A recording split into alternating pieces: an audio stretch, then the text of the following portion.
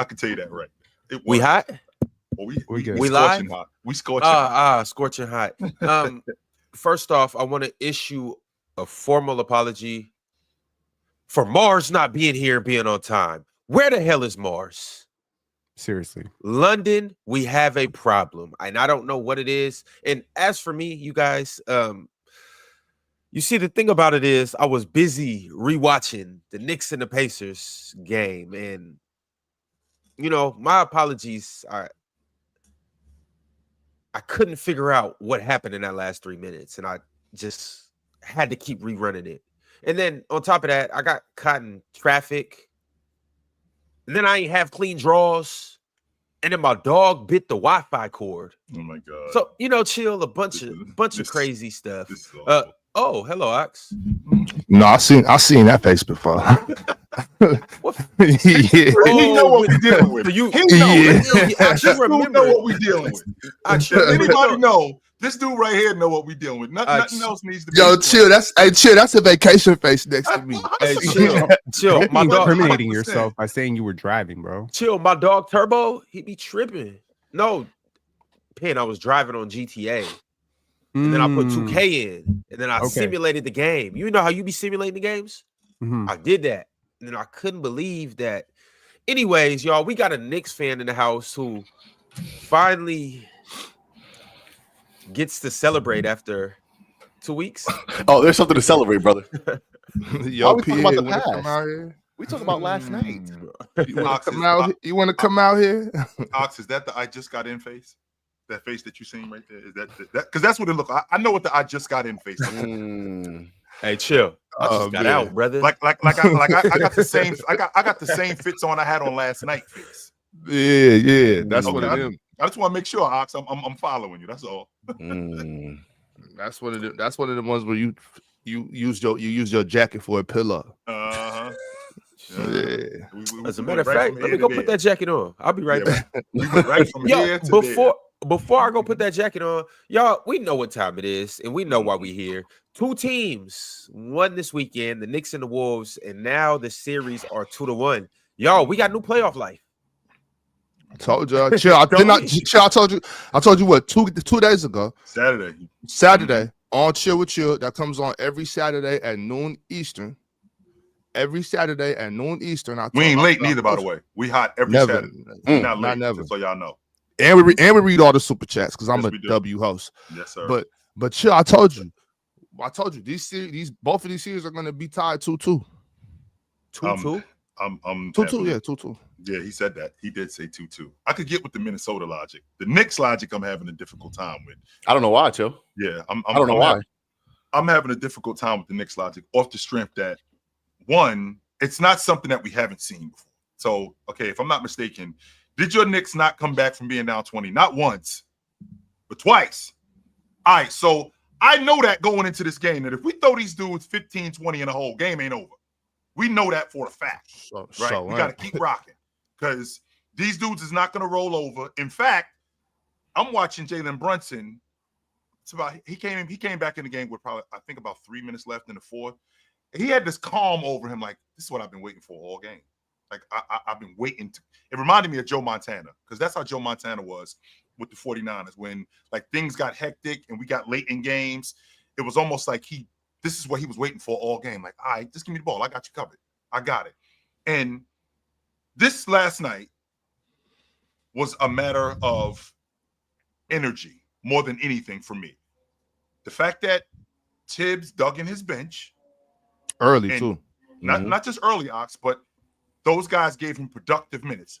Don't look at the box score and see that his backcourt with Miles and Mikhail and Jalen Brunson and Hart, they went 15 for 45. Let's take that out. Don't worry about that. I want you to focus more on the energy level and the fact that Cat at the end of the game, because Mitchell Robinson started. And not only did Mitchell Robinson start, but he did dig in his bench. Cat was fresher at the end of the game. He wasn't out of gas, right? So when I watched this Knicks team did exactly what Indiana does. They played the whole 48. Indiana didn't play the whole 48 last night. They played probably 40, I'm going to say 41, 42 minutes. When that offense got stagnant, I do think when Neesmith went out of the game, I think that hurt them because from an energy level, he brings that energy that they don't have, that they didn't have. Chill. I you know, you said it was a matter. I think it was a matter of life and death. Like that game was literally in basketball sense, of course, in the basketball terms, it was literally literally a matter of life and death. Like their life was on the line, and the big fella came through and was really brought that big fella energy. I'm gonna show y'all what dominance looks like. That's how a real big man punishes little dudes. Makes you feel, no, you're smaller than me. And you know what? That's the energy that I thought I've always wanted that from Cat, and I never really got that. You know what I mean? I never really got that from Cat early in his career in the playoffs. I was always like, come on, like you're better than this. You know what I'm saying? And when we were talking to Pat Bev on Friday, I was like, I remember when you came to Minnesota and put that pack in his bag. And this Cat right here, that's that type of Cat, like big dog. I'm gonna show y'all how to dominate little dudes. Show you how when you get a mismatch on you, you take them to the cup. Tyrese Haliburton calling for, oh, that's an offensive foul. Oh no, get your little ass off of me. You know what I mean? That's all that was. Cat wasn't thinking, oh, I can't be aggressive with these guys because the ref might call a foul. I'm not allowed to be aggressive with them. Yeah. You don't think like that when you in the killer mode. And I love to see that from Cat last night in that fourth quarter, man. That was beautiful to see that from Cat. Yo, I know everybody up here wants the Knicks to win this series, but I want to ask you guys though, like, what is the Knicks' avenue to win the series? Because I believe it's Cat averaging 30 and 15 or somewhere along those lines. Well, Ron, but I know you though, Ron, and I know that you believe Cat is capable of that. No, beyond capable. Cat should be averaging. He went 35 and 13 in game one, and then last night he had 20 in the fourth because it wasn't looking good. It was not looking good. Why we wait 3 quarters for you to wake up? Yeah, because I was on my Julius Randle last night. I'm tearing down posters. I'm screaming trade Cat. I'm like, yo, he gotta go. That's what I was on last night. He don't gotta be there when you call. He just gotta be on time. And last night he was on time, right? He gotta pick up the phone when you call, but he was there when you needed him, man. Come on now. What are we doing? That's that Ja Rule. You know what it is, man. Come on, in New York, bro. What are we talking about? Hey, yo, I ain't gonna lie. I wasn't expecting that from you. I'm thinking you was too young for the Ja Rule move. But all right, bro. I was in diapers, but I was moving around. J. Cole quoting Ja Rule. That's great. I will say this. Cat had 35, right? Like 5 days ago, he had 35 points. Sure. Yeah. That's a career high. Yep. That's a playoff in career the playoffs? high. Huh. Yep. That's surprising, isn't it? He's a very talented player. You would think he would have had more than 35 at some point, but that is actually a career high. Chill, you said that 35 is a lot of points, though. For a first overall pick, that talented, feel like he could do that anytime he wants. Chill, you said that Jalen Brunson came in at the 3-minute mark. It was 97 seconds. Yeah. He came in at the 97-second mark, left in the fourth quarter. There were 2 spurts to me that really like changed the game for the Knicks. That was the end of the second quarter, right? They went on that run. They were down 20. They cut it to 13. Yep. Interesting to note, Jalen Brunson was not on the court when they did that. Miles was giving him productive minutes. Yes, he was. I do remember. So you have a bigger problem if you're the Knicks. Your 2 best stretches in this game were with Jalen Brunson on the bench. That's not to say he's not your best player. He's definitely. I don't think that's a problem, Penn. I think that's a beautiful thing to be able to really get your other guys to contribute like that. Why is that a problem? It's a small problem because your two best stretches in this entire series so far have come with either one of your stars on the bench. Mm-hmm. Back-to-back games, you've had to bench one of your stars. Right. There's a reason for that because Indiana is cutting apart your defense when those guys are on the court. You can't have 2 liabilities. So now we're going to have to go with Jalen Brunson plus Mitchell Robinson, or you're probably going to have to go with, I don't know, Deuce and Cat. You have to go with one or the other. But I think there's an overreaction that happens when a team wins and you start thinking, oh, we solved it. Let's not be crazy here. Indiana choked this game. They did. They totally choked this game. You don't get this win if they don't choke this game. So I don't think. Shit, how did they choke it? You don't choke by getting They stopped playing. That's not choking. That's getting exactly dominated. No, it's not. That's not. You don't go from dominating the game to getting dominated. You don't go from dominating the game, which they were. They had their foot in the Knicks' ass yesterday for a good stretch. But that's what had 4 points. No, by the way, don't leave that out. Yes, and that's what basketball is—a game of runs. Y'all know this. So why y'all trying to all of a sudden now act like that's not gonna happen? When we were in the group chat, I was telling y'all we got so much basketball left to play. There's a 13-point game. This is nothing. A 20-point game in the beginning of the second quarter. That is nothing. This is basketball. It's a game of runs. You go on a couple 10-2, 10-4 runs. Yep. Get ball game right there. Right. That's not even mind-boggling. That's not even something that we need to research. That's not something we need to think about. That's just basketball 101. Basketball is a game of runs, and if you got 24 minutes in especially in the NBA, 12-minute quarters is so much basketball. But with that being said, though, I still have to. With that being said, though, I still have to allow you, or I do have to submit to that. Now, remember. You don't got to submit to dominance to get dominated. Well, here's why. In you fact, do not got to submit to get dominated. In fact, that's exactly how you get dominated, because you submit to it. You're not trying to get dominated. No, you still trying to fight. Not at all. So if we get to the second quarter, right? We get to the second quarter, and the Indiana Pacers are totally in control of this game. They're plus 20. Tyrese Haliburton gets that open floor dunk. They're plus 20. They got complete control of this game. Right from, I want to say, Penn, and you can timestamp this for me. I want to say like around the last 3 minutes of the second quarter. The Knicks turn that game around. We don't get any more ball movement.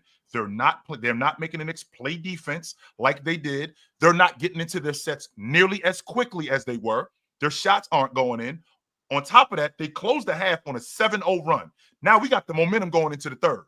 Right, we got the momentum going into the third, and when we get into the third, that offense is still stalled, and the Knicks energy is way higher. The ball is moving. See, previous to the second quarter, their offense was starting at 28-foot line, closer to half court. Now the Knicks are closer to the 3-point line. Now the Knicks are moving closer to the basket. Indiana's defense doesn't have nearly as much energy. These guys aren't fighting around screens like they were. That's the kind of stuff that I'm talking about, which turns the game. Now, what the Knicks did was, to Penn's point, when you take Brunson off the floor, who was in foul trouble, when you take Mitchell Robinson off the floor, who's a free throw liability, when you take those guys off the floor, you come with your rotation guys. He had this lineup in at one point. He had Wright, Shamet, Hart, Miles, and Robinson. He had that lineup on the floor. They went on a 5-0 run. In addition to them going on a 5-0 run, they held the Pacers to no points for like 2 minutes. That's a huge deal when you're trying to preserve guys, number one. And number two, when you're trying to just hold these guys off until we get back. And that's exactly what they did. Yeah, in terms of being dominated, I'm not buying that. No. What? How you not buy that? Did you not see what Cat did in the fourth quarter? No, that's what I'm saying. That's what I'm saying. Chill. Exactly that. You don't gotta purchase dominance. Like, it's coming regardless. You don't. Nope. But they weren't like, oh yeah, come on, Cat. No, he was coming, taking everything he wanted. I gotta go get some fresh air. Relax, bro. Relax. What I'm saying is to Penn's point though. I think that is a beautiful thing, and I think that shows. I think that shows the world how basketball is actually played. I think that shows the world how basketball games are actually won. Like, you look at this Pacers team, and they don't got no superstars. I know we want to call Tyrese Haliburton a superstar because his team's in the Eastern Conference Finals, and he's an amazing basketball player. But we have a lot of really, really, really good dudes on this team, and they're playing really good basketball. Now, when the Knicks did that last night and when Jalen Brunson wasn't in there being a ball stopper, and they were actually able to play basketball. Instead of Jalen Brunson dribbling the ball for 15 to 18 seconds, and they were playing good basketball and, playing much better defense, I think that shows how teams actually win basketball games. And the clutch player of the year alone can't always carry you. You know what I'm saying? Now, with that being said, Cat had to turn up and not. I don't want to say single-handedly because OG played really good last night. I think he did though. That low-key was single-handedly. Yeah, he did. Well, yeah, well, no, I mean, it was. Yeah, I mean, you could call it that because he was the one scoring the majority of the points. But I'm just saying, like, I think it was more of a team effort in the sense of what Penn is saying, where your best player isn't on the court. You know what I'm saying? And they're going on these runs. I think sometimes when you don't have your best player on the court dribbling the ball, you kind of get into more basketball being played. And so that's why I said that, Penn. That's why I said I think that's a beautiful thing for, just for a basketball consumer to see that you can still play good basketball without Jalen Brunson being on the floor, because he is a defensive liability. Yo, I want to pose this, and I want to know how you guys feel about this. So I think if I was to run a poll and I was to ask 1,000 people, I'm pretty sure 1,000 people would say Jalen Brunson is the Knicks' best player. But is it fair to say that in this series, Cat is by far their most important player? Like they go as far as Cat goes. Even game one, though, chill. I mean, we got to respect Cat. We got to respect Cat either way, though, Ron. We talking about this whole year, Ron. Cat been balling. Remember, there was a moment when we were saying Cat was first team All NBA. That was a real conversation. I thought Cat still should have got first team All NBA. You know what I'm saying? But regardless, that's neither here nor else there. What I'm saying is Cat's been dope. Like, I mean, you can see. I don't care. Like, I don't care who's the best player. Whether it's Cat, whether it's Jalen Brunson, whether it's OG Anunoby. They just don't have a matchup. It don't matter. They just don't have a matchup for him. That's the problem. Right, they got a good matchup for Jalen Brunson. Aaron Nesmith did a great job last night before tweaking his ankle. I think they just don't have a matchup for Cat. There's no one who can guard him on the box. There's no one who can guard his drives. Pascal is an overrated defender. Miles Turner is not a good defender. I don't care what y'all say. He blocks shots. He's not a good defender. He misses rotations all the time. Doesn't have the physicality to deal with Cat. Cat put him in a body bag in the fourth quarter. So, and you're definitely not going to Obi Toppin. Who are you going to? Who's stopping Karl-Anthony Towns? If he puts his head to it, he scored 30 points a game in this series. But Jalen Brunson definitely their best player. I don't know what we're talking about. Well, Ron said most important player, and I think there's a big distinction between that. That's fair. That's fair.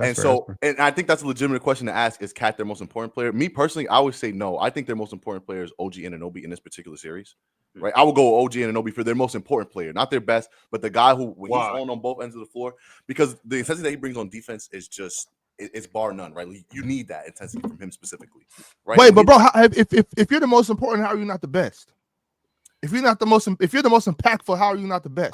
Don't do this. I mean, because Jalen Brunson has given us. I think last game he had 36 and 11. Right, but that still doesn't make him that makes him the best player, right? He's able to give you those numbers in bunches, right? And you need all that offense generated.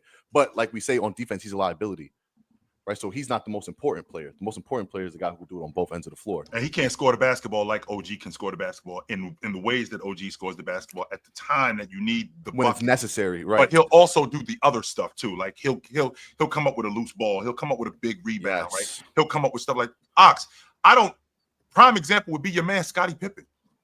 And the reason why I say Scottie Pippen is because what Scottie Pippen will do. Like, he doesn't score the ball like Jay. No, but Scottie Pippen will come up with a big defensive stop. Scottie Pippen will come up with it's hard for Scottie to score better than the biggest ball hog that ever walked. But we've seen him without. Give me the ball. We're not doing that because we've seen him, but we've seen him without the biggest ball hog. We've seen him without the biggest ball hog, and he was cooking. But should have been MVP. 100% he was a bucket getter. But to your point, when you got a guy who will do the other stuff, that doesn't necessarily make him a better player, but the other stuff that he'll do that other people won't do, that does make him more important. I mean, same thing with Anthony Davis in 2020, the stuff that he did. Same thing with Drew Holiday. Like when Drew Holiday got on that crew in Milwaukee, the stuff that he would do on the perimeter, right? As good as Middleton was, you need those other guys. Phil Jackson said it the best. You got piano movers and you got piano players. Ox's piano ain't getting played unless it get upstairs. Who's gonna bring it up there? Who's gonna bring it upstairs? Now, don't get me wrong, I'm nice once I get in front of it, but we need some people to bring this thing upstairs. And so who's the Knicks piano movers?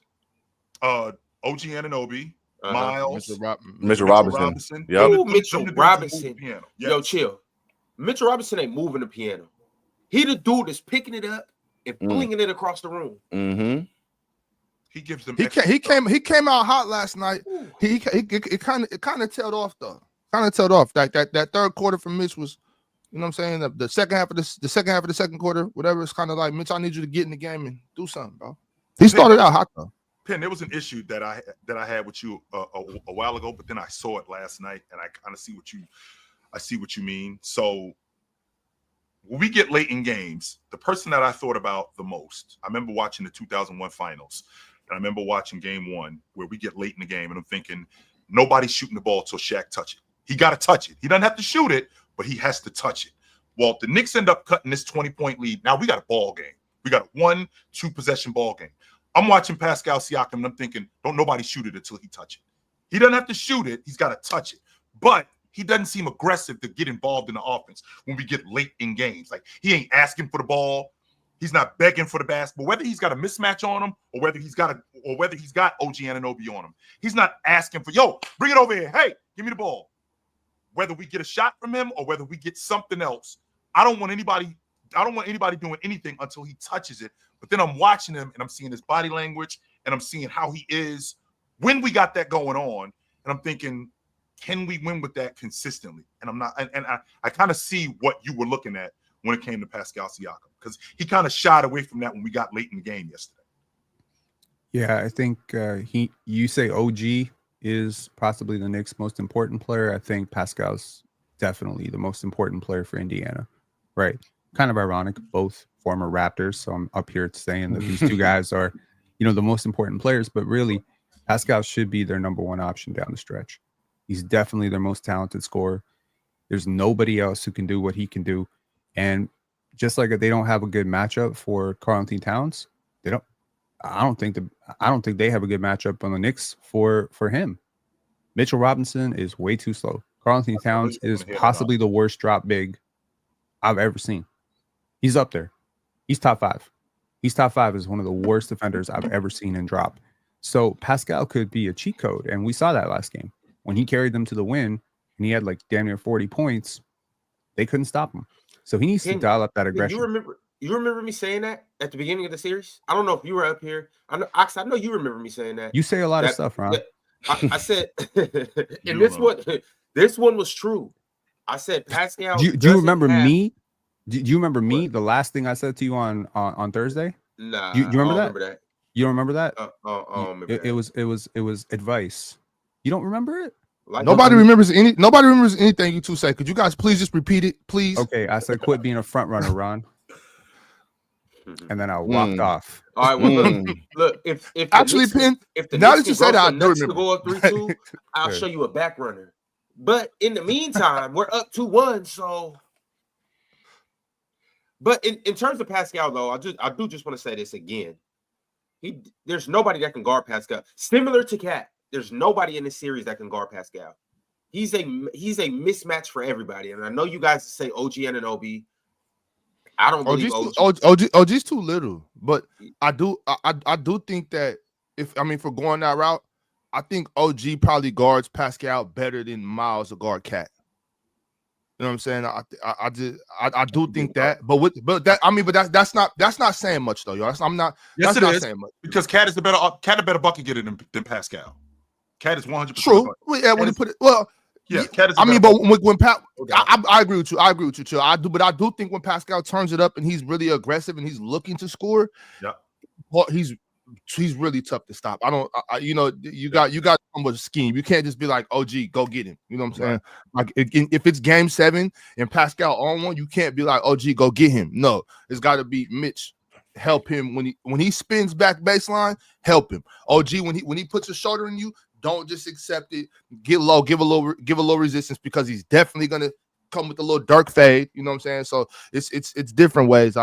Pascal is dangerous. Pascal is extremely dangerous. I think your man Tyrese left some money on the table yesterday too, Ox, because he got he ain't like that. He got a bunch of different switches. I don't know if you guys know this, but if I'm not mistaken, Haliburton's shooting under 20% at home at the long ball line. He's shooting 32% in the playoffs. Yeah, period. At home From 3. But chill. You know who was balling? Who could have used some more minutes? You guessed it. You guessed it. TJ McConnell. You guessed it. Yep, you got it right. TJ McConnell. That's who could have used some more minutes last night. He was definitely. You know who wasn't balling? Benny the Bucket. You need to change his name to Benny the Bench Rider, because he got 8 minutes. 8 minutes in a game where Aaron Nesmith got hurt. That should be your automatic go-to. Instead, he's losing minutes to Ben Shepherd. He got less minutes than Tony Bradley in a game you needed, frankly. I think to Ox's point, though, that the Knicks was fighting for their lives yesterday. They knew that if we lose this game, this thing's over. Okay, but chill. To the point of like adjusting what we say based on the result. Where was the fight when they got down 20? The score was 35-55. Yeah. I think most people at that point called it. I know on our group chat, a lot of y'all called it. Y'all said, I'm going to bed. There was a part of me that thought it was over, but then I thought about the Knicks already winning after being down 20. So I wasn't out yet, because I've seen this already from them. I wasn't out yet, especially the way that they closed the half. I thought your man Haliburton, Bron, I think he left some money on the table. He got a bunch of different switches late in that game, because Cat looked like he was ailing. Cat looked like he was hurting. That I don't know if he's got a knee issue, but he looked like he was dragging. And I felt like Tyrese Haliburton got downhill a couple of different times and got to the rim and didn't finish. Like, I think he was looking at the long ball line. And I'm going to stand on this. This positionless basketball has caused a huge problem in the NBA. What I mean when I say that is positionless basketball has made it so that you let guards off the hook. What I mean when I say that, Ron, is guys like Alex Caruso, you see him blowing up plays. The reason why he blows up plays is because he gets around screens. What happens now is because we play positionless basketball, it's easier to switch. You are big, you can guard a small. You can guard a wing guy. When in reality, get your ass around that screen and cover the guy who is your guy. You can do that. You don't have to die on screens. And I feel like they did leave Cat out to dry a couple of times on screens where he was switched on to Tyrese Haliburton, and Haliburton let him off the hook. And I think that's a Knicks issue where even as good as you screen, you are going to get worn down at some point. And when you get worn down, you're not screening as well. I can still get around screens even if I'm worn down. So I feel like Tyrese Haliburton let him off the hook a couple of different times when he got downhill, and I think that was a problem. Drop defense is the whole drop coverage thing. It's I hate it. I've always hated it. I don't think it's real basketball. I don't think it's real defense. I think it's just it's unnecessary. It to me, it's a cop out. It's just a cop out. So when guys are saying, "Oh, this guy's not a good drop defender," well, nobody's a good drop defender. It's bad defense. How can you be a good drop Robert's defender? a great drop defender. I mean, nobody's a good drop defender. Let's just say you guard me one-on-one. That's not even defense. All jokes aside, let's say you guard me one-on-one, and you give me 10 feet to get downhill and attack you. A lot of space. Yeah, I'm cooked, bro. There's nothing you can do with that, bro. Even vice versa though. If I'm guarding you and you get your momentum, I'm nothing. But the thing is like all that to me. It's just like, so what is the guard that got screened? Because half the time they're not even really getting screened. They're using the screener like they're a magnet. You see it and you just absorb into their chest. You just absorb into their chest. Because a lot of guys just listen, Pin, you'll learn something. Like these screens and screeners, it's nothing, bro. Like they're just sometimes people are making contact, but for the most part, it's like you see a screener and you think that, oh, there's a screen, I'm supposed to get screened here, screen me. Like that's just not how it should work. You should work early, send them back the other way. Or you should just chase, and I'm talking about relentlessly chase, not a gimmick chase like I'm getting around. You like the drop thing. I'm more with the hedge and go. And I know, oh, this is the NBA. You can't do that. Yes, you can. 100%. You can still play bad. You can play defense with good defensive principles. And me standing in no man's land doing this and. That's not defense, and if you have to do that, then what is happening with the screener? You know what I'm saying? And if there is a roll man, then you go and get back.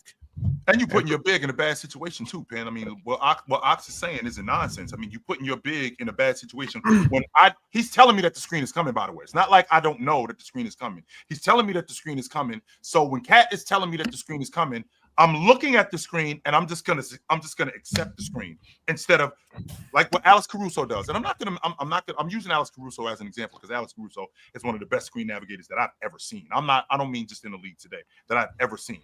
If I see the screen coming and I know that it's right there, okay, I'm going to body up this guy to get around the screen. I'm going to make it almost me and him. Or I'm going to go under the screen. But I don't just have to just accept the screen. And when I accept the screen, now I'm leaving Cat stuck with Tyrese Haliburton at the top of the key. Now I'm leaving Cat stuck on the wing with Pascal Siakam one-on-one. I don't. So it's the whole drop thing is just the way for us to not have to continue to compete on defense. That's all it is. I completely disagree with this, and I mean that should surprise absolutely nobody.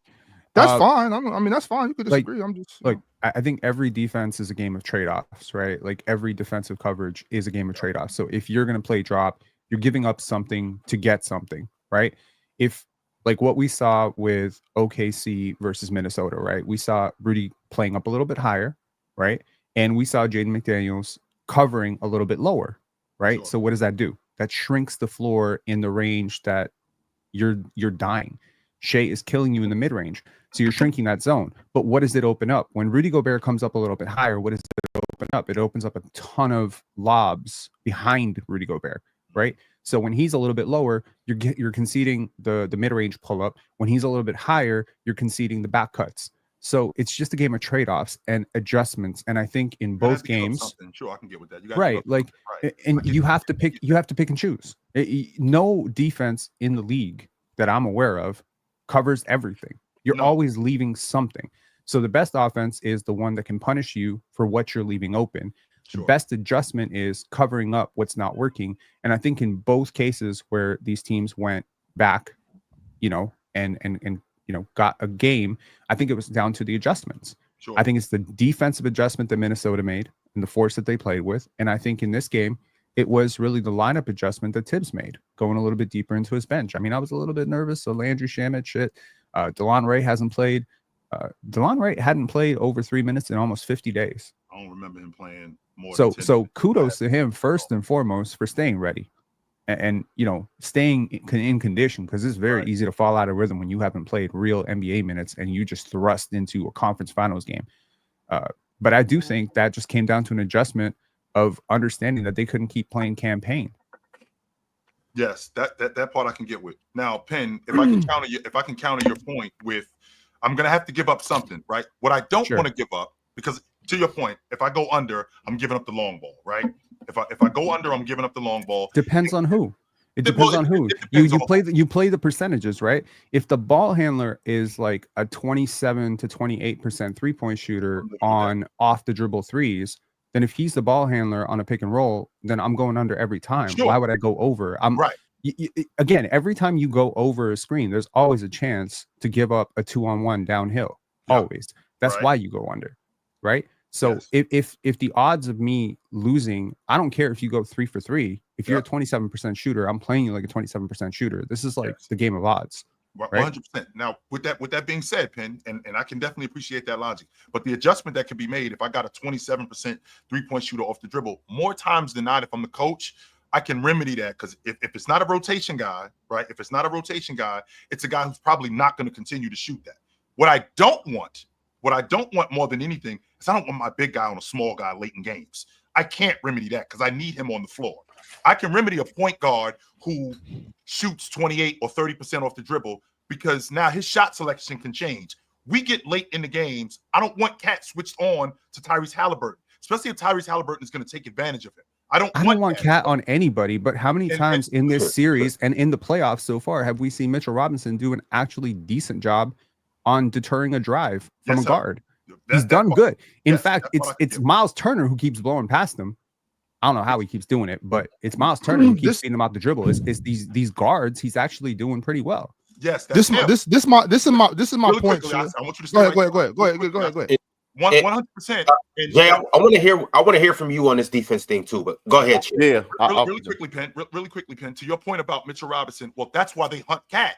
That's why they go after Cat specifically, so we could get him into action, so we can get him switched onto small guys. Well, the idea as a screener, I mean, we saw it in 22 when in the Western Conference Finals when Dallas was playing against Golden State, they were going after Curry. Well, Andrew Wiggins made it a point. I'm getting around these screens. I am not going to allow you to switch Curry onto Luka. I'm not going to allow you to switch Curry onto whomever they're going after. Well, the same logic goes with Cat, where they're going after him specifically. Well, I got to get around these screens because I can't allow this mismatch. I can't allow that to happen. Again, if you play that way, you're giving up something to get something. You're avoiding. And what are you giving up, though? Yeah. You're giving up the potential that the player gets clipped on that screen, and you give up 2-on-1. That's the point. That's why you concede the switch. If you go under or if you go over the top. No, but that's wait. But see what that's what you just said. What you just said, Penn. That's what I'm saying. There's a difference between a drop and a switch. That's what. Now, that's my point. That's okay. So that's my point. If the drop to me is just makes no sense because where is this guard? Where did you go? So that's what I'm saying. Either you switch or you chase, you fight and get through. Those are hold on real quick, because those are the options to me. So if I'm playing defense, and let's say Ron is also we're on defense together, and Ron gets hit with a pick. So my thing is once this big man rolls, Ron, are you going with him or are you getting back to yours? Are you going to fight? Are you right? So are you gonna fight? Are you gonna play early and not get picked, or are you gonna chase? Those are the options. Or you know what I'm saying? We can switch, or I can hedge and get back. Now when I do hedge, the thing about it is I gotta be big, gotta have my hands up so that you don't have a little dump down right here, a simple pass if this big man is rolling. You know what I'm saying? So those are my points. I'm not saying don't switch it. I'm saying don't be in no man's land because that's what I see. That's what I see with the drop coverage. When I see a drop coverage, I see a big man in no man's land, and you can't be there. So that's what I'm saying. Either you switch and you go get the guard if you're capable of moving your feet, or we're getting back. Yep. You know what I'm saying? It's really simple. I don't see what I have two questions issue. for you. Number one, is there a situation where you prefer the switch? Number two, like, is it a personnel thing where it depends on who's switching, or who's on the offensive end, who your defenders are? Like, is it just okay? Well, if they involve a Jalen Brunson or a Carlton Towns, now I'm not conceding a switch. I'll live with the results. Second, I'm curious why you keep saying drop coverage is in no man's land, given that drop coverage is literally designed to stop the most efficient zone on the court, which is the rim. That's why I'm curious why you're saying no man's land. Okay, so when I'm saying when I'm in drop, am I dropping all the way back? Am I getting back to my man? Because a lot of times when I see a guy in drop, right, I see where the guard has the ball and the big man is just taking maybe 3 or 4 steps back, and they're not back to their man, but they're also not on the ball. That's a lot. So that's a lot of so if we're so that's what I'm saying. If we're switching, that's not drop coverage. It's almost like it's mucky in the middle. Exactly, and that's what I'm saying. Exactly, and good point guards, good guards, they pick that shit apart every time. If that's my thing, like if we're in that where the big man is just in between right here, and the guard doesn't make something happen, then that's just bad offense. Because that's not even defense. You know what I'm saying? That's all I'm saying. It's really not that in depth. To me, it's just simple as either hedge, get big so they can't throw it over the top, get back to your man. But that's predicated on this guard chasing, or we just switch.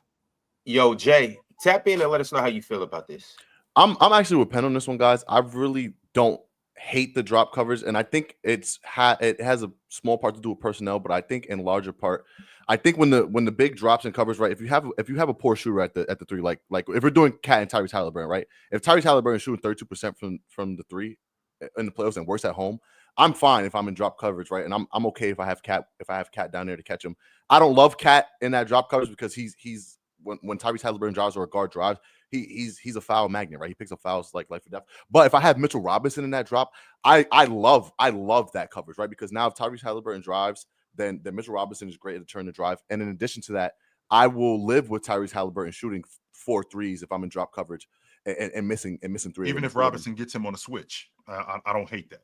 Even if Robinson and I enjoy the drop coverage as well, because now the big is down. The big is ready to catch the roller if the roller decides to roll. And also if the guard does come down to utilize that space, the big is still there to deter him from a mid-range. Mm-hmm. So like Penn said, it is kind of closing that zone for the mid-range shot, and it's also helping him catch the roller. So I personally don't mind the drop coverage. I think it's pretty good defense, but I think to Ox's point, it is a personnel thing.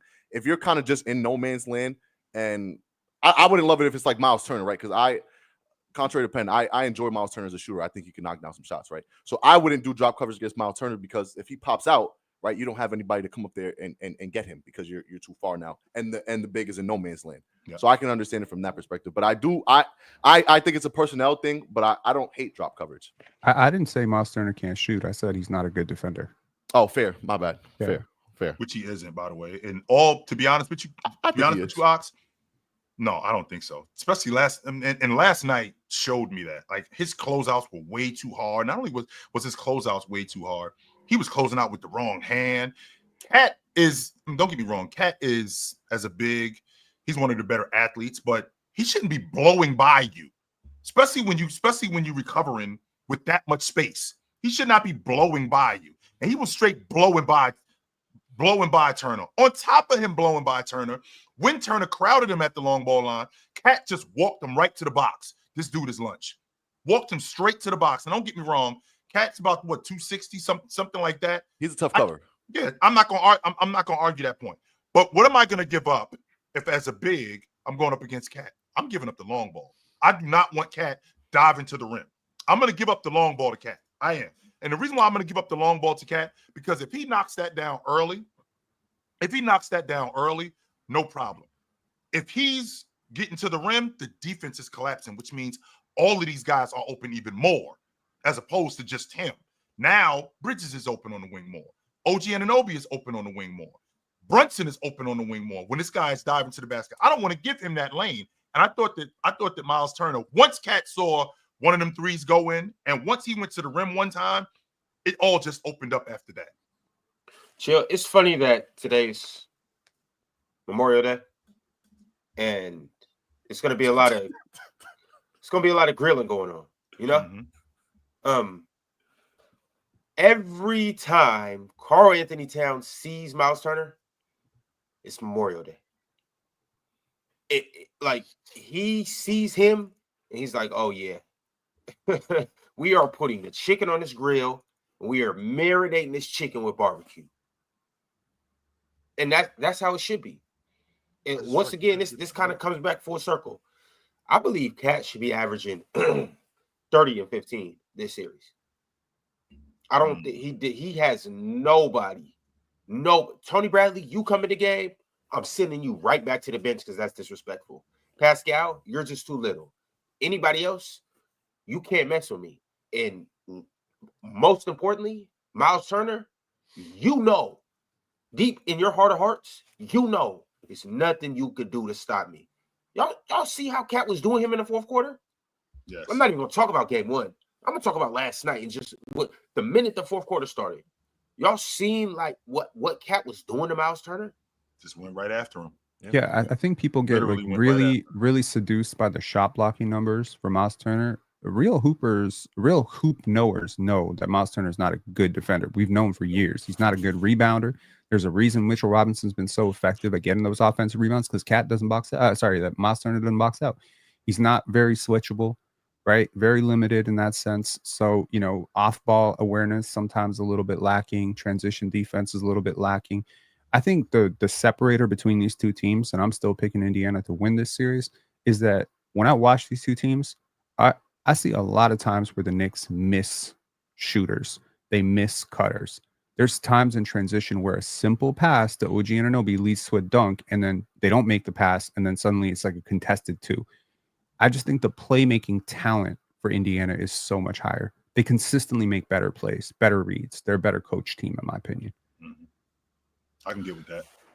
All right, y'all. Well, this is a good time for everybody to get with PrizePicks because, well, when you play $5, you get 50 back instantly. And the cool thing about it is, after you use promo code panel, don't let that go over your head. After you use promo code panel, you will get the opportunity to enter a sweepstakes called Takes 2 Tickets. And essentially, this is when your takes can take you to the NBA Finals. Now, here's the thing, ladies and gentlemen. Today is May 26th, and this is actually the last day to qualify. So if you haven't downloaded the PrizePicks app and use promo code panel, you might want to do that right here and now. Because every time that you have made a $5 3-pick flex NBA lineup up until this point, you've been entered into the sweepstakes to win tickets to sit courtside in the NBA Finals. Now, it is May 26th. This is the last day to enter those contests. So once again, hurry up and download the app. Use promo code panel and get to the NBA Finals right now. And ultimately, once again, when you play $5, you will get 50 back instantly. And as a matter of fact, right when I get done with this, I'm going to enter like 4 or 5 because I know that I'm going to be sitting courtside at the finals. But once again, I will see you guys there. And one more thing, friends and family. See, I finally figured it out. I solved it, Ox. When we blew these dudes out, we didn't properly fuel up afterwards. And that's why we ran out of gas in the second half. But see, here's the thing. We got it all together. We remembered that Factor meals is what we need to eat, not only before the game, but during halftime. And we won't let these bugs make another comeback. Now, Factor meals, well, it's best during any time of the day. It's best during any season. It's best during any quarter. Because the beautiful thing about Factor meals is with 2 minutes, you can heat it up and eat it up. And, well, the convenience is unmatched. Right? Eating has never been this easy. So, get outside and stop worrying about how you're going to prep your meals and cook your meals. Factor meals arrives fresh and ready to eat, perfect for any active lifestyle. With 45 weekly menu options, you can pick gourmet meals that fit your goals. Choose from Calorie Smart, Protein Plus, Keto, and all types of other options. Factor powers your day with satisfying breakfasts, on-the-go lunches, premium dinners, and guilt-free snacks and desserts. Yes, guilt-free. That is the snack that Kat was eating during the fourth quarter. It's easy to savor all of these during the summer. So Factor meals, they pack flavor without the fuss of having to, prepare actual meal. So once again, get started at factormeals.com/playerschoice50 off and use code playerschoice50 off to get 50% off plus free shipping on your first box. That's code playerschoice50 off at factormeals.com/playerschoice50 off. All right, fellas. So we have a game 4 coming up tomorrow. What are you guys' thoughts and predictions for game 4? I think Indiana wins game 4. I do. Yeah. Yeah, I think they win game 4. Why do we think that? I think that they win game. I think they win game 4 off the strength that everything that they do, everything that the Knicks do, they do it. They have more guys and they're more productive, and they won't let up on the gas like they did the previous game. That's the thing that I'm banking on. I feel like with Tibbs digging into his bench, which I can appreciate that, and I can appreciate the effort of Shamit coming in. Oh, I keep calling him Shamit. It's Shamit. I'm sorry. I can appreciate the effort of Shamit. I can definitely appreciate the effort of Miles coming in and giving them minutes. But let's not forget, fam. I mean, that backcourt went 15 for 45 yesterday. They didn't shoot the ball particularly well. They did a really good job. I think the difference is that this Indiana team, I think that they, in terms of an energy level, I think that they, when their offense got stalled, the other stuff suffered. They didn't play defense as well as they could. They didn't rebound as much as they could. I feel like that stuff can't happen in game 4, and I don't think Rick Carlisle is going to allow that to happen in game 4. Does a little bit of this depend on Aaron Nesmith's ankle?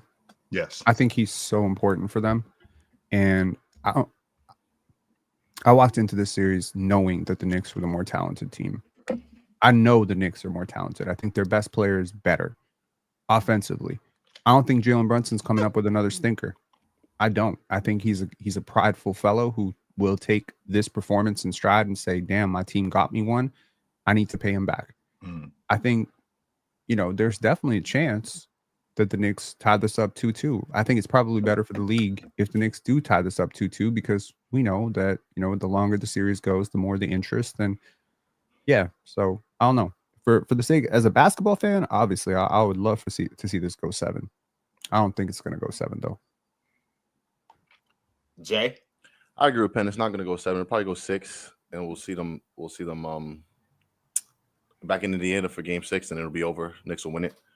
But I think that Knicks take the game. I think that Knicks take the game tomorrow, and I think that it's important what Chill said, that the backcourt shot poorly because they still got to win.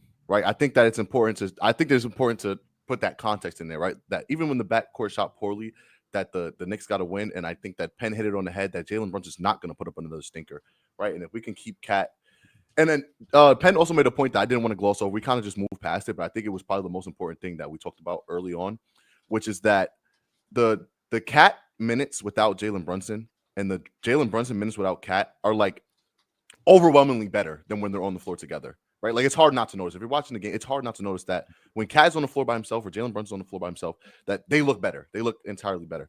And so I don't think it's an issue, like Penn is saying, but I do think it's something of observation. And Tibbs historically is just not a guy that just tosses in a bunch of different lineups, right? Like he's going with he did yesterday. I don't ever remember seeing Miles, Shamet, right? Well, he had to, right? Jalen Brunson had that on the floor. I don't ever remember seeing that. That was the first time all season they played that lineup. Yeah, that's what I'm saying. I never saw that lineup before. Ever. And the foul trouble from Jalen Brunson definitely comes through.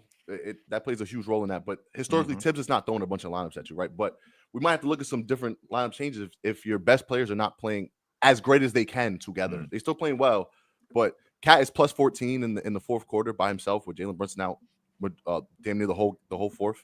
You know what I'm saying? And in game 2, when Jalen Brunson had 36 and 11, he's the only guy plus 4, right? And most of those minutes were when Cat's not on the floor. That's really important to look at. If you ask me, if I'm a coach, that's what I'm looking at. I'm looking at how I can take advantage of that. And I think Tibbs is going to do that. And we take game 4, game 5, and game 6. You know how it goes, guys. But so Indiana ain't winning another game in the series. Yeah, no, I'm telling you that. Indiana ain't winning another game in the series. That's it. It's a wrap for them. That's stamp it. Jay. You're welcome. Dog. I just gave you guys the take of a lifetime. You're welcome. Man. Knicks and 6, man. You're welcome. Knicks and 6 in the series. Wow. Go New York, go. You know what, Jay? To be honest with you, I know you've been on Times Square eating that street meat all weekend. Mm-hmm. But Jay, I gotta hear a real Knicks fan give a real take. Don't even let's gloss over that the way we glossed over what Penn said earlier. How? What do you mean? How do y'all win 3 straight? The same way we won game 3, and the same way we almost won game 1. I don't like how we win yesterday, and Penn's first reaction is, "Oh man, like it was a close one, right?" And that the Pacers choke jobbed it. But we don't say the same thing about game 1. When the Knicks I definitely said the same thing about game 1. Thank you. Right, we have to take the context. That's very important. The Knicks were dominating in game 1, right? They choked it up at the end, but they were dominating in game 1. They played a poor overtime, but they were. The tools are there. They can beat this team, right? It's not like the matchup is thing. I think that Pacers have an incredible advantage in just execution, right? Coming down the floor, making the right play every single time. I think TJ McConnell is probably my favorite, right? And if I have to give my honest opinion, the best second guy that you could have come off the bench, right? Probably next to Ty Jerome, come off the bench and just executing your offense to a T. I think that he's amazing at it. So I think that they have the advantage in just pure execution. But outside of that, I think if we can make them make a lot of mistakes like we did yesterday, right? And they're just not shooting well, right? Like if Nate Smith has a poor shooting game and we force Tyrese Haliburton to knock down some shots early and build that lead early, I think it's a winnable series, guys. Ron, you fight the fact. Game 3 already happened, Ron. What's up with this poll? Ron, Okay. Ron, you, Okay. Go ahead. Y'all know what I meant to say. Because I'm trying to make sense of Ron's logic, because for them to go to New York and give up and get both of those games, and then to come home and get both of those games back, Ron, I feel like the momentum. I feel like the momentum would go straight to the Knicks. I feel like it goes right to them. And don't get me wrong, Ron, that game 5 going into the Knicks building is crucial, because I feel like that game 5 win is going to win the series.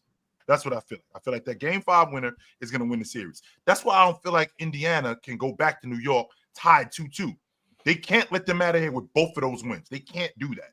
Because if they let them out of there with both of those wins, it's a real problem for Indiana. Off the strength that a lot of these guys on this Indiana team, as physical as they are, as smart as they are, to be put in this situation now where it's a game 5 on the road, and now you got to come home and possibly be facing elimination.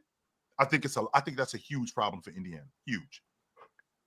Okay. Yo, I got a super chat right quick, Pin. I got a super chat from none other than the Great Arch. And the Great Arch said, I hope the Knicks lose this series just for LOLs. I feel you. I hope Lotto wakes up. LOLs. I hope I wake up tomorrow with Lotto in my bed. We could hope for a lot of stuff. You know, it's not plausible, though. I don't really know what the story is with Arch. Don't sell yourself short. I might he be wants the possible. Knicks to lose. Thank you, Jason Tatum. I like this guy. It might happen. I don't know exactly what Arch's angle is. He clearly hates Jason Tatum afterwards, Jay. and he wants the Knicks to lose. FaceTime. I got you. Sorry, Chill.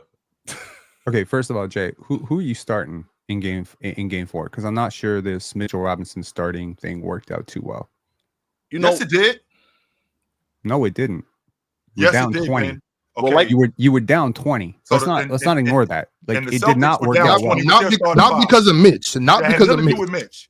I think he had 3 or 4 offensive rebounds in the first quarter. Score. What are we talking about? No, you're too slow with score Mitch and. Okay, so first of all, Penn, let's start this conversation with this was the original lineup before Mitchell Robinson got hurt.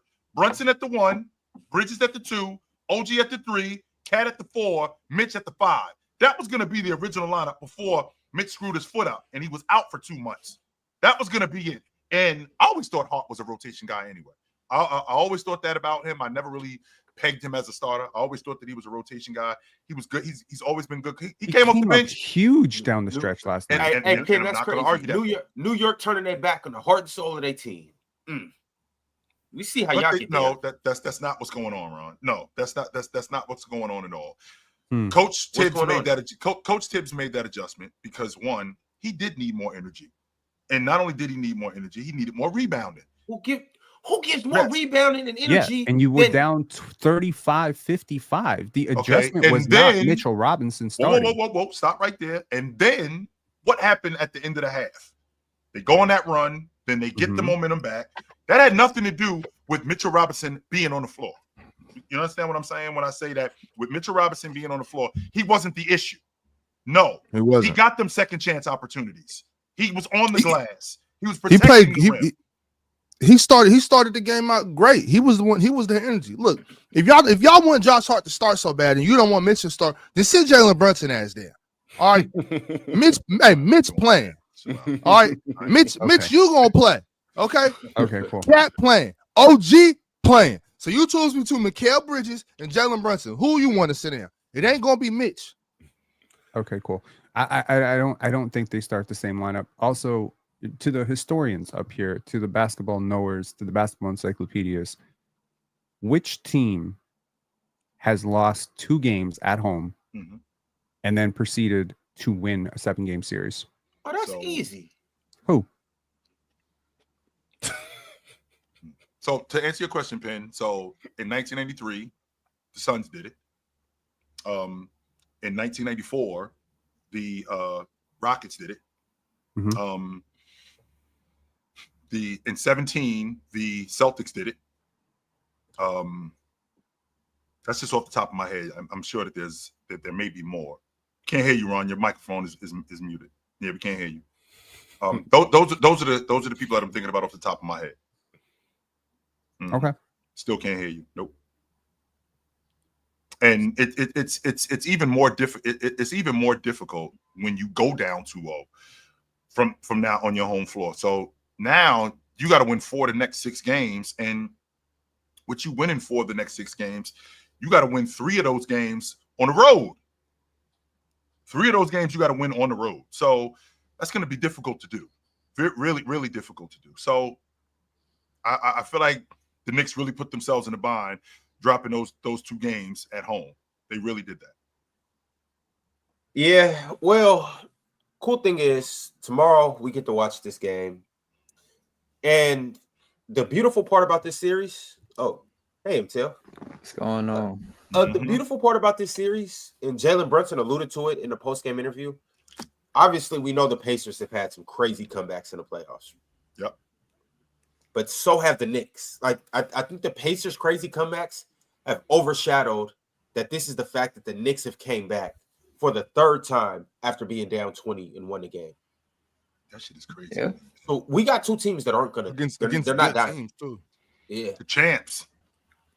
yeah. And the Not team against- that was not just in against- the not Eastern against the Conference broke Championship, and the team that was just in the Eastern Conference Championship last year. So it ain't like they're doing it against okay teams. No. No, they wasn't doing it against. They didn't do it against the broke down Cavaliers either.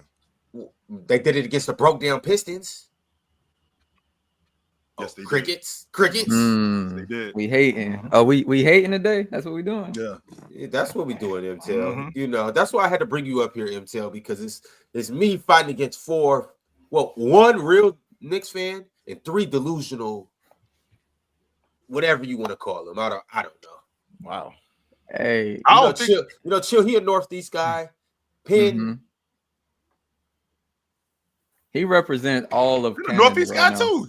He's all I I was gonna say something else, Chill, but I caught my tongue. Were you But- about to say 51st state? That's crazy. Were you about to say it? Nah. Okay, cool. And then Ox, for some reason, he's been sleeping in his Timbs for the last 3 weeks. So That's a I'm West just Coast saying, dude. So no, he's not. Chill. Ron, No, he's not. you just lost and confused, bro. You don't even know what you want or who you like. Thank You you. just up here saying shit. Thank you. What did Jay-Z said? If everyone is crazy, Ron, you're the one that's insane, bro. You didn't even have Indiana being here right now. So stop acting like you some diehard Ron, you fight that? Indy fan, Do you bro. fight that, Ron? Stop Did it, you bro. have your boys in the East You're fight? not a Hoosier, Don't bro. cut the Like, shit, Ron. Indiana right. don't love That's true. Indiana don't love you, bro. Hey, Stop. here's the thing. I'm not gonna get into what I had and all of that. What I'm gonna get into is what I have, and I have a 2-1 lead right now. And here's the thing. You are a stray dog looking for somebody to give you some kibbles and bits. Okay, all right, that's what you are. Your loyalty is to whoever's in front of Do you. you still have a Sacramento area code? No. Always no, and forever. No, you don't. But he a West Coast dude, though, Ox. I mean, Ron, you're not gonna do that with him. No. So why is he's he wearing a West New Coast York hat? dude. I ain't My head, bro. I don't even wear hats. My head too big, bro. What are you talking about? Get a bigger hat. All I've heard from this dude since the playoffs started: Al Horford, OG Anunoby, Al Horford, OG Anunoby. Are you a Knicks fan or are you a Kawhi Leonard fan? I'm a fan. I'm a fan of good basketball. There you Unlike go. you, my loyalty doesn't lie with any man. My loyalty lies with good basketball. Hey, Hey, look, I'm not playing in the playoffs, bro. Don't worry about me. You know what I'm saying? Focus on Tyrese Haliburton. He's in the NBA playing basketball, not me. Now, Ron, to your point, What's up? Ron, to your point, they are up 2-1 in this series. This series is not. You do have the advantage, no doubt about that. Y'all up 2-1 in this series right now, and you're in the driver's seat. Next game tomorrow night is in your building, no doubt. But if you get both of these games back, it get real spooky. The reason I asked that question about the 0-2 is that no team in NBA history has ever gone down 0-2 at home in a conference finals and come back and won the series. It's never happened. That has never happened. Nope. Well, what a first time time for everything. Yeah, but First shit, time what's for that? everything. What's that got to do with? What's that got to do with this? conference finals? Also got to say something else. These two teams have never been in the conference finals against each other with No. these particular lineups. So Well, I get you. I get you. But This Pacers team has been in the conference finals. okay. Also, no team has ever lost by 40 and won a championship. No team has So- ever lost by 40 and won NBA. Who lost by 40? Wolves. The OKC Thunder. OKC. So either way, I mean, if the Knicks or if the Knicks get out of the series, or if OKC wins a championship, history is being made. Y'all, but before we transition over to actually the OKC and Wolves series, first off, hello, Pastor. How was service yesterday? It was good. You know what I'm saying? Collected all that we needed to collect. You know what I'm saying? You locked the doors on them? Yeah, we locked the doors on them. Yeah, we locked the doors on them, man. Yo. How everybody doing? Happy Memorial Day to everybody, man. It was good. I'm good. Hey, well, it's crazy. How Mars the one taking Memorial Day off? Right. I was thinking the same thing. No cap. I was. They don't even celebrate that shit over there. I'm about to say they don't got. Wait, that do over they? there. I don't know. I'm not even. Actually, I don't know. No. Do they? Because I know they got the military, so maybe they do. They definitely celebrate Memorial Day in Alabama. What are you talking about? Yeah. Oh, so Mars out there on that grill. Yep. He's cooking. Shout out Mars. He was cooking you. He out there eating chitlins. Hey, no. Yeah, Can I ask being an a host. serious question for my New York guy here? Cause I've been curious just because like I know you like the Knicks. I had a quick question. Like, did you already prepare your last pair of shoes? Why would I need that? Oh, for when y'all walk out the series. Y'all cook, brother. I ain't gonna lie to you. Wow. You got your final outfit? I mean, I got my parade outfit for when it's here in June. I got my parade outfit for that. So I got those planned out. I got the mics. I got those portable mics. You know, I'm ready to do that content out there. Okay. So if y'all out here, I will see. I got the portable. I just ordered them. Pretty good. You know, I'll come through with that. I got y'all. I got extra ones for everybody too. So if y'all out here, Hey, you know, Indiana ain't too far. Just pull up on us when it's, you know. we'll get it in Indiana. We're not doing the parade in the cornfields. We're not doing no damn parade out there with the cows and the farms. We're not doing that. Come on now, let's be serious. Be serious. You said it's some stallions out there. Believe me.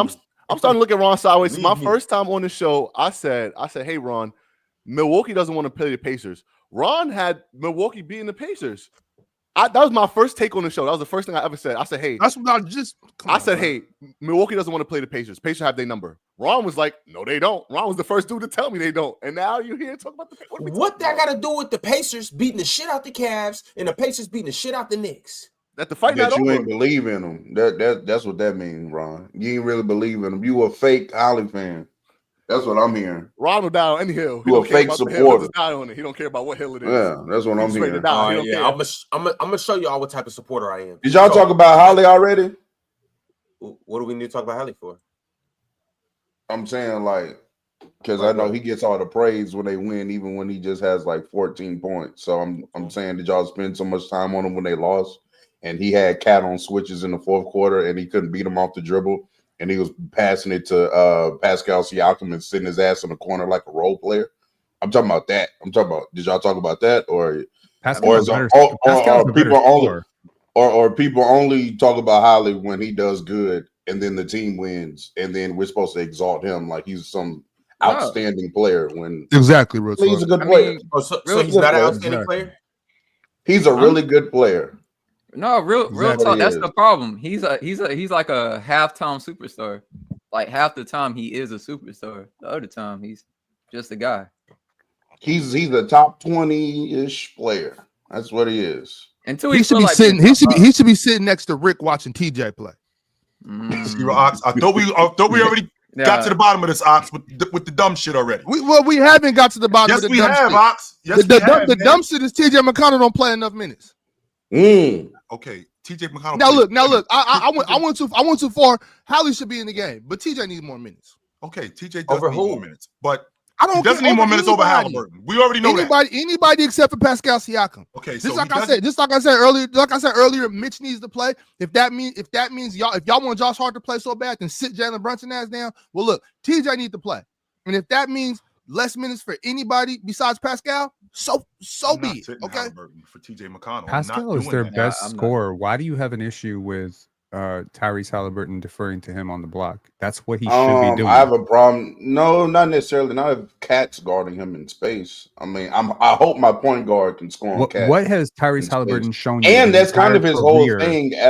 That's his whole thing as when he does score is that he's a mismatch killer. That's when he can create off the dribble. Any other time he can't. Yo, like when did basketball narratives become like this? I mean, I'm still old enough to remember when Vince Carter got to New Jersey, ain't nobody saying, why is Jason Kidd not being the man? No, nobody said that. Nobody cared. Said that. Like literally, like why has basketball discourse gotten so stupid? But Jason Kidd is better than Tyrese Haliburton. Not even as a scorer? No, just not as a that player. much. But as a player, he's a better player. Yes, he's a better player. And a better league guard. My problem with the Tyrese Haliburton is real talk. Because to your point, the difference is Jason Kidd was putting Vince Carter in position to score. Tyrese is giving him the ball and getting out the way. Tyrese not helping people. That's not what he's doing. Is that what you're telling me? Not what he didn't do that in game 2. That's not true. I'm talking about last night against Pascal Siakam. I don't need y'all to dig up some shit that happened last November. I'm talking about in the playoffs. Last night, not last night. 2 days ago. Last night. Ago. So my bad, chill. So in game 2 and last night, this is what I'm talking about. Now, I'm not talking about no old shit. I'm talking about Pascal getting up or what's his name? Tyrese getting off the ball and moving. You're not putting Pascal in situations to eat. Even when Pascal was eating, he was giving him the ball. Pascal was going to work. He wasn't doing no league guard duties. Okay, so how many times have we seen players? I don't care who they are. He's not no real league guard. How many times I've seen Chris Paul when Devin Booker got it going is give him the peel and get out the way and let him go to work. This fool want to play the 2. Chill. He want to be a shooting guard.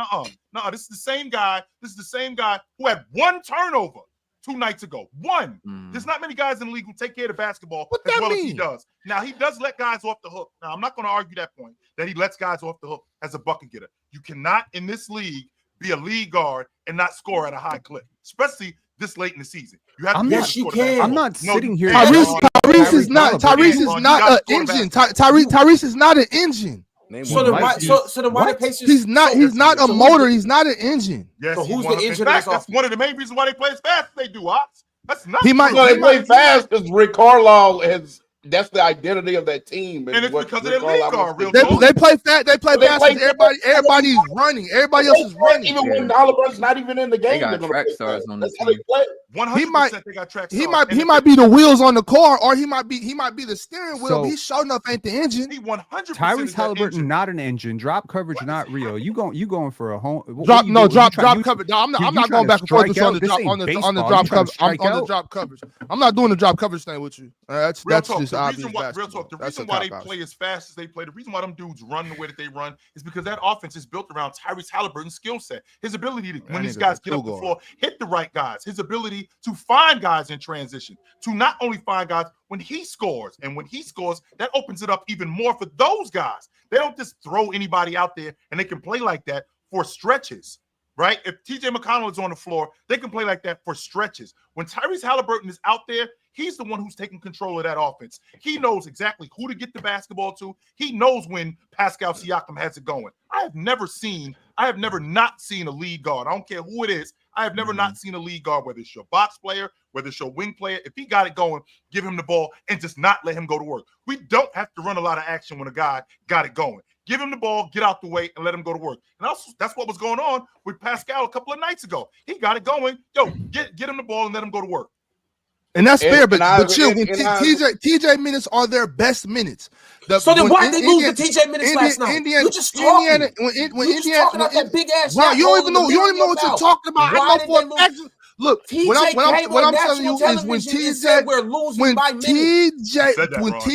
on national television in the I don't care what he said. So now you don't care what TJ said, but I never care what anybody say in a post game interview when I'm watching the game. It wasn't a post game interview. It was during the game. I was watching the game. You wasn't watching the game. I don't care. Ron, stop yelling, bro. You just yapping now. You just yapping now. What I'm saying is when TJ plays, their offense is much better. So why wasn't it better? No, it is not. That's not true. Yes, it is, but watch it. This that is not true, man. It's a fact. Actually, they're getting better so looks. I gotta be ashamed of yourself. Everybody getting better looks. What? I'm not going as far. I'm not going as far as saying that the offense is better when TJ's in. But I want to chill. What I'm saying is though, even when Haliburton is out the game, they play fast because that is Rick Carlisle's philosophy is that he wants his team to play fast. I feel like because Indiana's winning, people want to immediately point to a player on their team and exalt them into talks that they don't belong in my opinion. And I'm seeing that happen with Tyrese Haliburton. I'm seeing people say Tyrese Haliburton is a top 7 to 10 player in the league. No, he's not. Not even remotely close. I'm seeing that he may be a top 3 point guard in the league. No, he's not. He's not better than Luka. He's not better than SGA. He's not better than Brunson. He hasn't even. I don't even know if they've played a series where he's been the best player yet on the court. Because in the first round, who they played? They played Giannis. The second round, they played D-Mitch. Ron, he was not better than Cat last night. Ron, no, he wasn't. He was not better than Cat last night. Cat wasn't better than him the night before or game 1. In game 2, I'm talking about in the series, not just a game to game. No doubt about that. Is he better than Brunson? Yes. No. Yes. Real talk. Come on, Ron. No. Yes. Stop. Okay, why do you feel that way, Ron? What's the logic? Yo, here's my thing. First off, what happened to the beautiful game that I love? I'm trying to figure out what happened to distributors, point guards. We love what happened. What happened to appreciating guys that spread the wealth? What happened to appreciating guys? No. You don't get to come up here and say this after you roasted Jokic for being a good passer.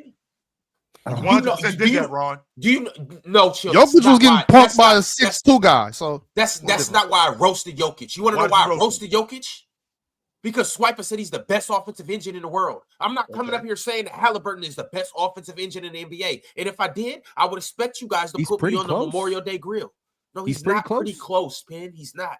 Best offensive engine. Define engine. Is it all about scoring or is it about making decisions with the basketball? Because there aren't 4 better decision makers with the basketball than Tyrese Haliburton. Let's not be silly. But because how could you possibly know that out of just 4 guys? Like there's not 500 guys. Okay, let's Joker, just saying numbers and shit.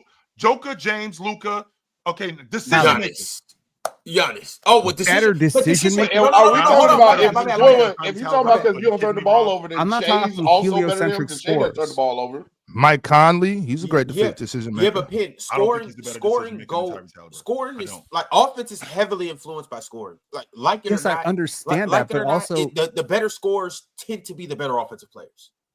Yes, I know that, but I'm not saying best Draymond offensive Green's a good players. decision maker. I'm saying engines, as in a person who is making the most decisions within your offense, whether that be passing, scoring, whatever.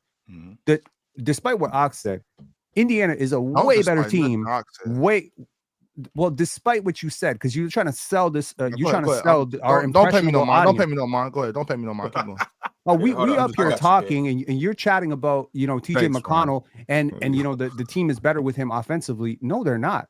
No, they're not. Man, let me ask you a question. 18 points better with Haliburton on the court. Let me ask you a question.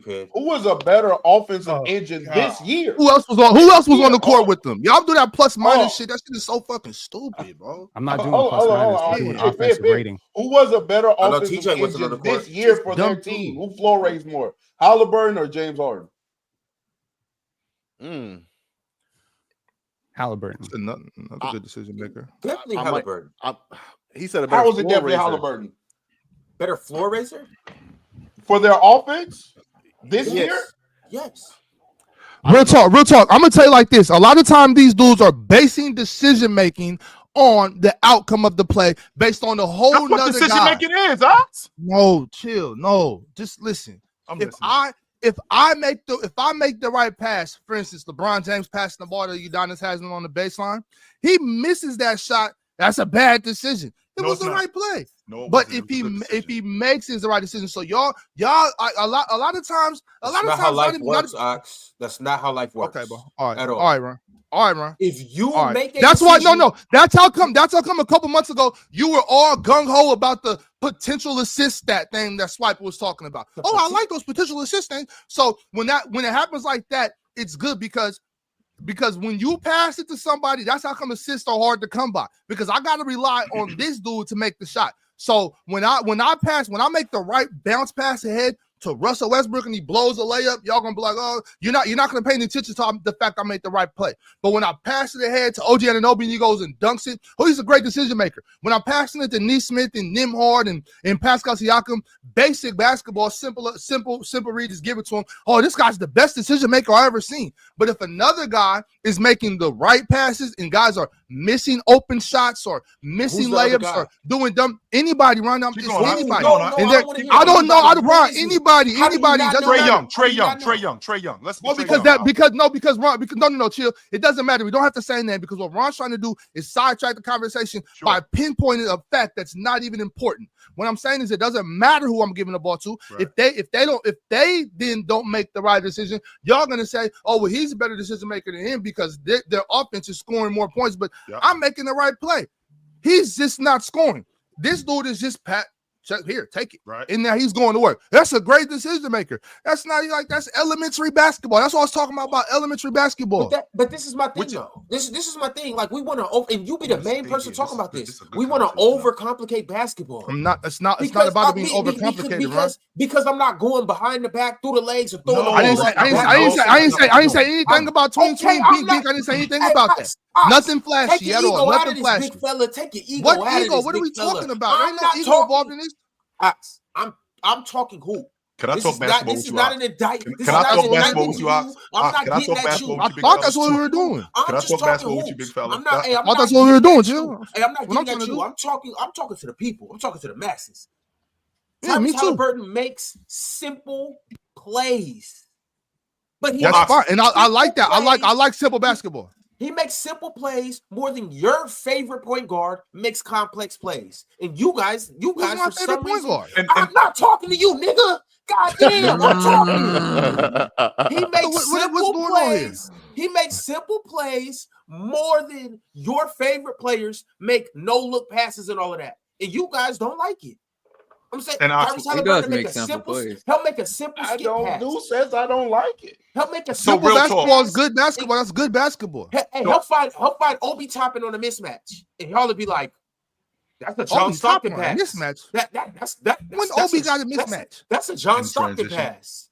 That's a John Stockton pass. Well, transition. Newsflash to the rim. Newsflash: John Stockton got the most assists ever, and it's not going to ever be touched by anybody. Haliburton makes John Stockton plays, but the same reason y'all hate John Stockton is the same reason y'all hate Karl Malone. That's how.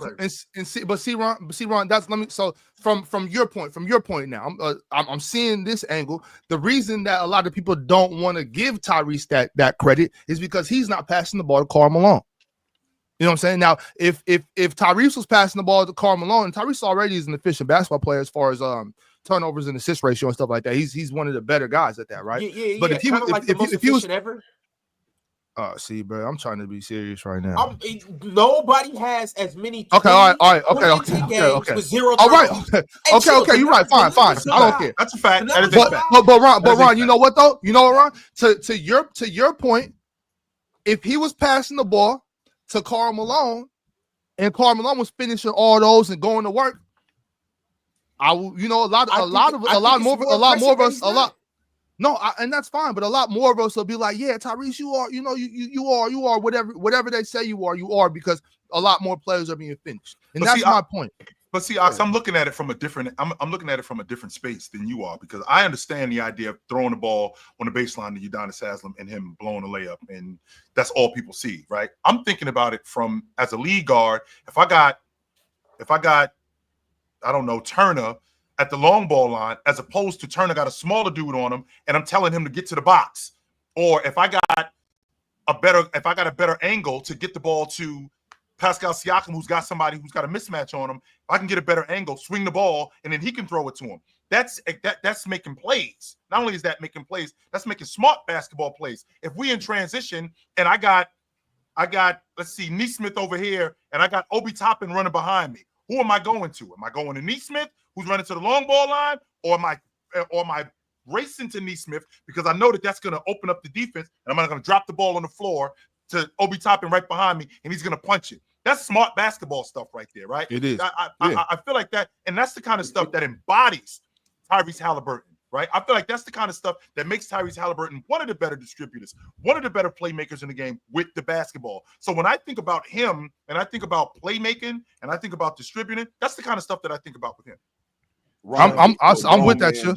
Joe, would you agree that the quicker you make decisions, get you a grown man drink, sitting there drinking that pink lemonade, 5% alcohol. Man, get you a grown man. First off, real talk, this is not alcohol. Nigga, drink some bourbon, put some hair on your chest. Y'all don't like strawberry lemonade? Okay, first of all, Penn, you were making a point. I'm sorry, Penn. You were about to say something. So would you agree that the quicker you make decisions, the more likely you are to turn the basketball over? Playing, I believe Kawhi Leonard said it best, slow as pro. Sure. Yep. If I'm playing fast, that's what you want to do. You want to make me play fast. So that's the hardest thing to do in basketball, is to play super fast without being super error prone, because you're having to make decisions and you're trying to beat like the other team at their own game. So you're trying to make, like, when you look at the Indiana Pacers offense, it's a brilliant orchestration of hundreds of correct decisions per possession. We're talking how these guys cut, how they relocate, how quickly they move off the basketball. The driver of that entire thing is Tyrese Haliburton. When I look at touches in the playoffs, right? The only players, I'm not kidding, the only players who touch the basketball more often per game than Tyrese Haliburton are Jokic and Cade Cunningham. That's it. There's only two. Okay. Including James and Luka. Yep. James, Luka. If we go down the list, it's 105 touches for Cade, 103 for Jokic. It's 96 for Haliburton. You go down the list, it's Giannis, Jalen Brunson, Jason Tatum, Paolo, Luka, James Harden, James. But among those players, when you look at the average seconds per touch, the only player who gets off the basketball faster, there's two. Among the names that I just listed, Jokic at 3.13 seconds per average touch, and James at 3.07. Yeah. So that's the point here. He's making quick decisions and he's super good at it. Like, he does not make mistakes very often with the basketball. So on the one hand, we want to fry him for not being the shot maker that someone like Shea is or Luka is or whatever. But that's not who we signed up for here. He wasn't a generational prospect. This was a no-star, 0-star recruit who has formed himself into, I think, one of the three best decision makers in basketball. And he is a no-star recruit. He went to Iowa State. It's not like he was a no-star in high school, according to him. He was a three-star. That doesn't matter. He went to Iowa State. It's not like we're talking about some dude that got drafted. Nobody thought he was going to be a lottery pick. Nobody thought he was going to be a first-round pick. Nobody thought that. He made himself into this. Nobody thought he was going to be a max player. So this is a player who's just processing the game at a better level than his competition. He processes the game 1 to 2 seconds faster than the competition. You take him out of this, Indiana is out in the first round. I don't know what we're talking about. TJ McConnell. Right, but let's not try to push this underdog story for Tyrese Haliburton he wasn't a lottery pick that went to a Big 12 school. Like, this dude didn't come out of nowhere. You know what I'm saying? We all knew who Tyrese Haliburton was before he got here. Like, this isn't some underdog story like, oh, he dragged himself up out the mud. Like, dude been a hooper forever. He was drafted to your Sacramento Kings. Are you telling me when he got drafted to your Sacramento Kings, and if I told you within 6 years he'd be the best player on a conference finalist, you would have believed me? Huh, big fella? That doesn't make you an underdog because if you get drafted, answer the question. Hold on, bro. I don't got time for that. I don't got time for the bullshit right now, Ron. I don't got time for the bullshit right now. If you get drafted a lottery pick and somebody says, hey, they're going to be the best player on a conference championship team in 6 years, and I say, no, I don't think so. That doesn't make him an underdog. Tyrese Haliburton's been a great basketball player for a long time. You know what I'm saying? So no, I didn't think he would ever be the best player on a conference championship team. But that doesn't mean anything. A lot of people aren't. How many people in the NBA do you think is going to be the best player on a conference championship team? So you ain't have faith in your team when y'all drafted him? Not many. Not many. I didn't have faith in my team until we traded him for DeMontis. Okay. Bad trade. And maybe that was the problem. Anyways, move on. Let's talk some real ball though. So my thing is I like the quick moving the ball fast. I don't like people. I think you're more likely to do something bad, turn over the ball, or make a mistake if you're holding the ball. You know what I'm saying? Hold, especially on a high-paced team. If you're holding the ball, that gives defense time to set up, eyes on you, watch. So I think I don't want to say I disagree because I do agree with you, but I'm just saying I don't think that's like a definite firm thing. I think a lot of times if you're moving the ball fast and playing with confidence, you're more likely that good things are going to happen. If you're holding the ball and you're waiting for the perfect opportunity, I think you're more likely, because you only got 24 seconds. You know what I'm saying? I think you're more likely to make mistakes. But I think you made some very, very good points up, and for the most part, I agree with you. Yo, MTEL. Yeah. Game 4 in Indiana. Who you taking? It's only one right answer, but who you taking? You know, I really want to say it's going to be the Knicks. A part of me feel like it is going to be the Knicks, but like another part of me feel like the Pacers about to win this series in 5 games. And I'm more on the side of what team would I rather see in the finals at this point, and it's honestly the Pacers. I think they have a better style of play for playing the Thunder. Personally, I think they would give them the best run out of these 2 teams. MTEL, say that one more time. Pacers in how many? I got the Pacers in 5. Wow, how disrespectful. Wow, that was crazy. Oh, man. What makes it crazier, I originally had the Knicks until I watched y'all play basketball. That was a good one. I like that one. That was a good one. All right, y'all. Well, before we move on, once again, Game 4 is going to be crazy. And I really, like, Chill, if you were to, let's say you were coming back from the future and you were to give me an outcome of how Game 4 go. Blowout either way, crazy comeback, wire-to-wire game, I wouldn't be surprised either way it goes, because I feel like in 3 games, this series has given us everything. But we'll just have to see. But Chill Town, my man, you said you wanted to talk about these All-NBA teams, right? I did. I don't think we discussed the All-Pro teams. Did we talk about the All-Pro teams at all last week? Oh, we talked about them briefly, but I don't think we did. We'll get into it right now. Also, too, we will talk about the Wolves and how they won Game 3. We're going to get into that, and then we'll talk about Game 4 tonight. Also, if you're in the chat, you guys already know the drill. Like the video. Subscribe to Real Talk. That's your YouTube channel, Real Talk? Yeah, I have a YouTube channel. Real Talk ENT. No, Real Talk EJLT. There it is. Real Talk CAP. Y'all, whatever he just said, y'all go subscribe. And y'all already know. Like the video, become a member, and shout out to Arch. Arch said the Knicks are trash. Wow.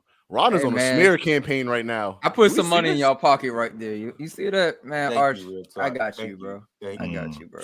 What? Yo, Jay, I didn't do anything. This is the problem with sports media. Ron is like spearheading it right now. He's on a smear campaign. What did I do? He's pinned like 3 super chats dissing the Knicks. All those super chats. That is kind of crazy. He pinned 3 of them already. Oh, he was holding these for when he came on. Hey, but hold on, no, bro. At least he had to send $100 to do it. You know what I'm saying? Hey, it's expensive to hate on the Knicks, bro. Word.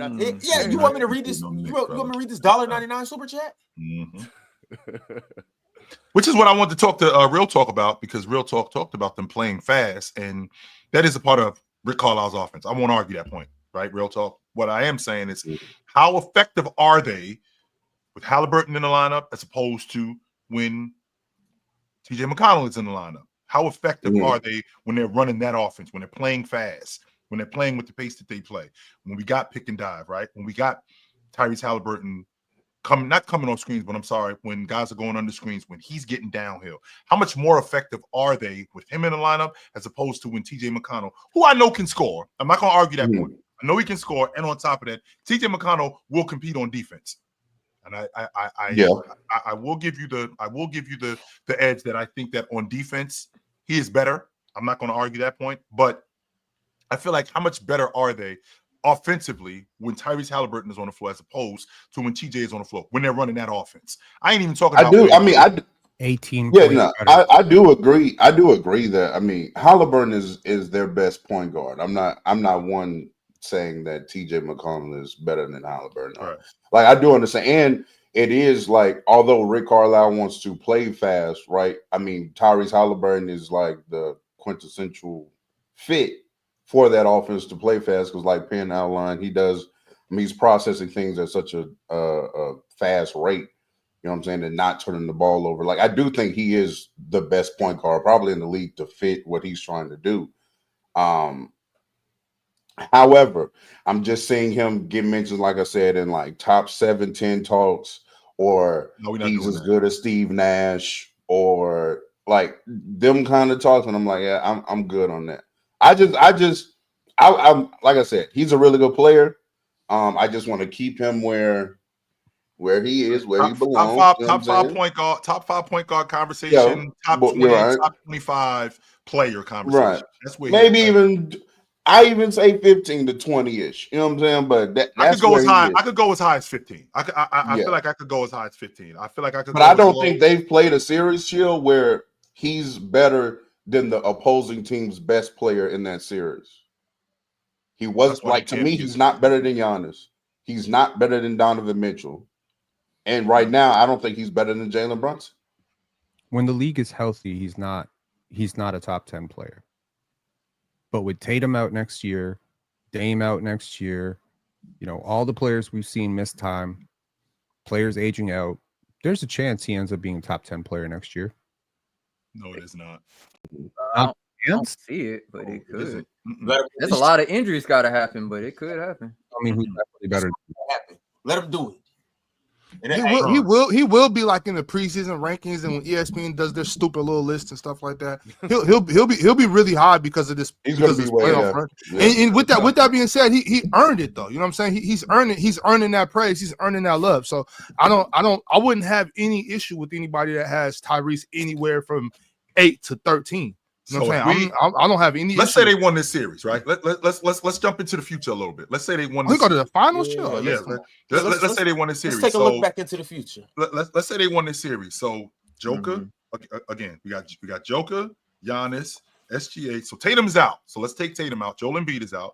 So Joker, Giannis, Luka, Anthony Davis, James, KD, Donovan Mitchell. Donovan who? Donovan Mitchell. Donovan Mitchell. Anthony off the Edwards. list. Anthony Edwards. Steph Curry. Wemby's gonna be back too. I said Wemby. I said Wemby. You said Wemby. I said Wemby. So that's 10 guys right there. No, that's 9 guys. I'm pretty sure I said. No, he counted 10. Donovan Mitchell. Grab him. Ron, I'm getting sick of you, Jordan, and Pat Beverly with this fake ass Donovan Mitchell. It's interesting too, Ox, that when they made the clip, they cut out the part when I said to Pat Beverly, the year that you made the All-League defensive team, Donovan put 36 and 10 on you. He averaged 31. Cut that out. 36 on your ass. Against. Yeah. I think I asked him that. To his point, he said, "Well, you got to watch the matchup all that day, or whatever. He was cooking your ass." Okay, man, I'm not trying to hear what that's okay, and that's okay. Because first of all, I respect Patrick Beverly as a defender and as a hooper. But Donovan Mitchell, different. There's nothing wrong with getting cooked by Donovan Mitchell. And Ron, let's not at all. Nothing wrong with it. Let's not pretend like he's not one of them. Averaged 41 and 7 against him, and I think he averaged 34 a game in that series. Yeah, 34 and like 7, 34 and like 6, something like that. And Jordan capped that shit. Y'all ought to be shamed. Hey, chill. They forgot. All three of y'all, Ron. You, Jordan, and Pat Bev. Y'all ought to be shamed, boy. Hey, chill. They forgot. Haliburton hit a historic shot and sent that nigga home. All right. So again, that's what they forgot about. So again, Ron, historic shot to do that though. So again, Ron, Joker, Giannis, Luka, Anthony Davis, James, KD, Anthony Edwards, Donovan Mitchell, Wemby, Steph Curry, Jalen Brunson, Cat. Let's see, who else am I leaving out? Cat's better than Tyrese. Cat better. Are you saying better than that? Than Tyrese Haliburton? No, he's not. No, he's not. You're not putting Cat ahead of Tyrese Haliburton? I didn't know. I'm sorry. I thought he was better. I didn't know. I had no idea. Already? This season. What about Devin Booker? Hey, no, I have a serious question that might be able to help. Like, I mean, how consistent does a player have to be to y'all for y'all to like be like they're like here and we're not just moving them up and down by if their team wins or if they have one good game? I'll save you some time. If he played well yesterday, he's there. Boom. That's it. I'm a prisoner of the moment. That's where I'm at. Mm-hmm.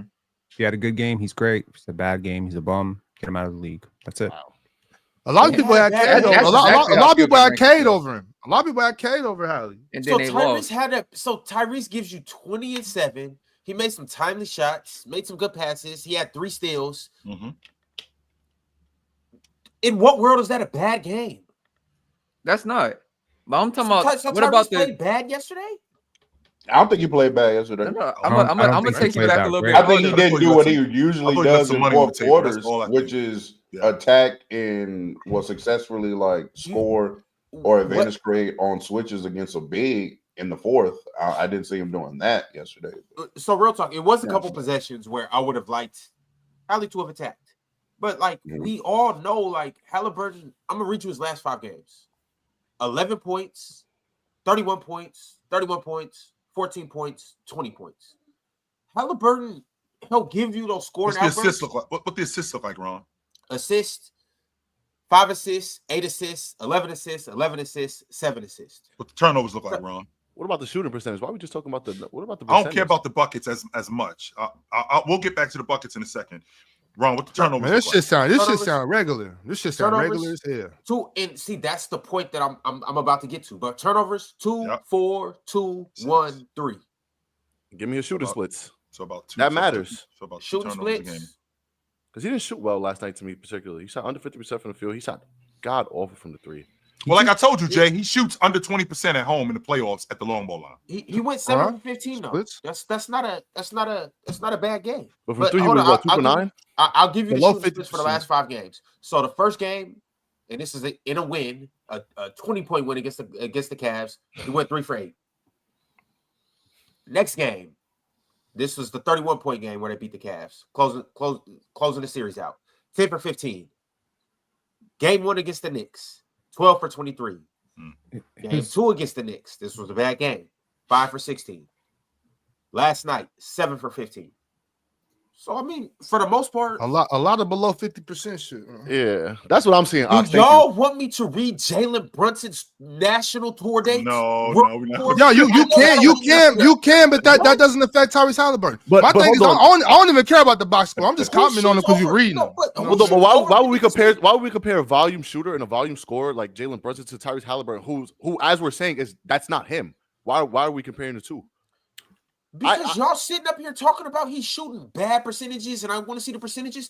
Jalen Brunson does not shoot phenomenal percentages. Whether Whether volume he's shooting, scorer. They're also not guarded the I- same way. This is such a No, casual way to talk about basketball. I understand that, but I'm saying like if that's the case, then let's not put an Okay. indictment out on my man. Hang on. If I shoot 3 for 18 and I got triple teamed all night, I did my job. No, I don't you know. didn't. I don't know. I don't That know was what to tell crazy. you. I don't know. You did? No, you did not. Yes, No, I you did. not. Pass, but If I you did. shot In what- 3 for in 18, what- and you on what you shouldn't team be and shooting- what you should not world? be shooting 18 shots. Yeah, You got that- 3 guys yeah. on you. No, you should. That Get off means the you know how many people are open if 3 people are Get off guarding the you? field. No. Your Get center off the probably field. wide open. Nigga, Or the what? rim waiting on the 100%. dunk. Get off That's the some field. Allen Hey, Iverson shit right Hey, here. if I I'm was wide drawing- open under the If rim, I'm drawing come that on, point much guard. attention and I'm creating Yo, your open teammates shots, need to beat your ass. Word. What? Yo, first of all, the reason I say this is such a casual way to talk about basketball is because very often Jalen Brunson is drawing like the other team's best defender. What does that mean? Yeah. That means that There's an player advantage can't be somewhere 2 else. places at once. Yeah, there's So an if he's advantage guarding me, somewhere he's else. not guarding you, Yeah, which means there's my an advantage teammates have an somewhere else. easier time. I can get with If that. I'm Imagine if there's more than consistently- one. Imagine if there's more than one guy on the team that plays defense. First of all, come on, man. Every team has a best defender, a go-to stopper. If I'm Same. taking that defender off of my teammate, then I'm doing my teammate a service. Secondly, very often, these guys who take a lot of volume shots, they end up getting grenades at the end of a shot clock when the offense has Which Haliburton was doing yesterday, by the way. It was a lot of 5 seconds, 6 Okay, sevens. So left. if Yes, I that was going on. take a bunch of bailout shots because our offense didn't click or somebody didn't have an offense and you kick it out to me and I got to take it over a triple team and it's 2 seconds on the clock and I'm fading away from, I'm not, you could say on the box score that sucks for me, but I'm helping our team anyway by getting a shot up on the rim so we can get an offensive rebound instead of No. taking a turnover.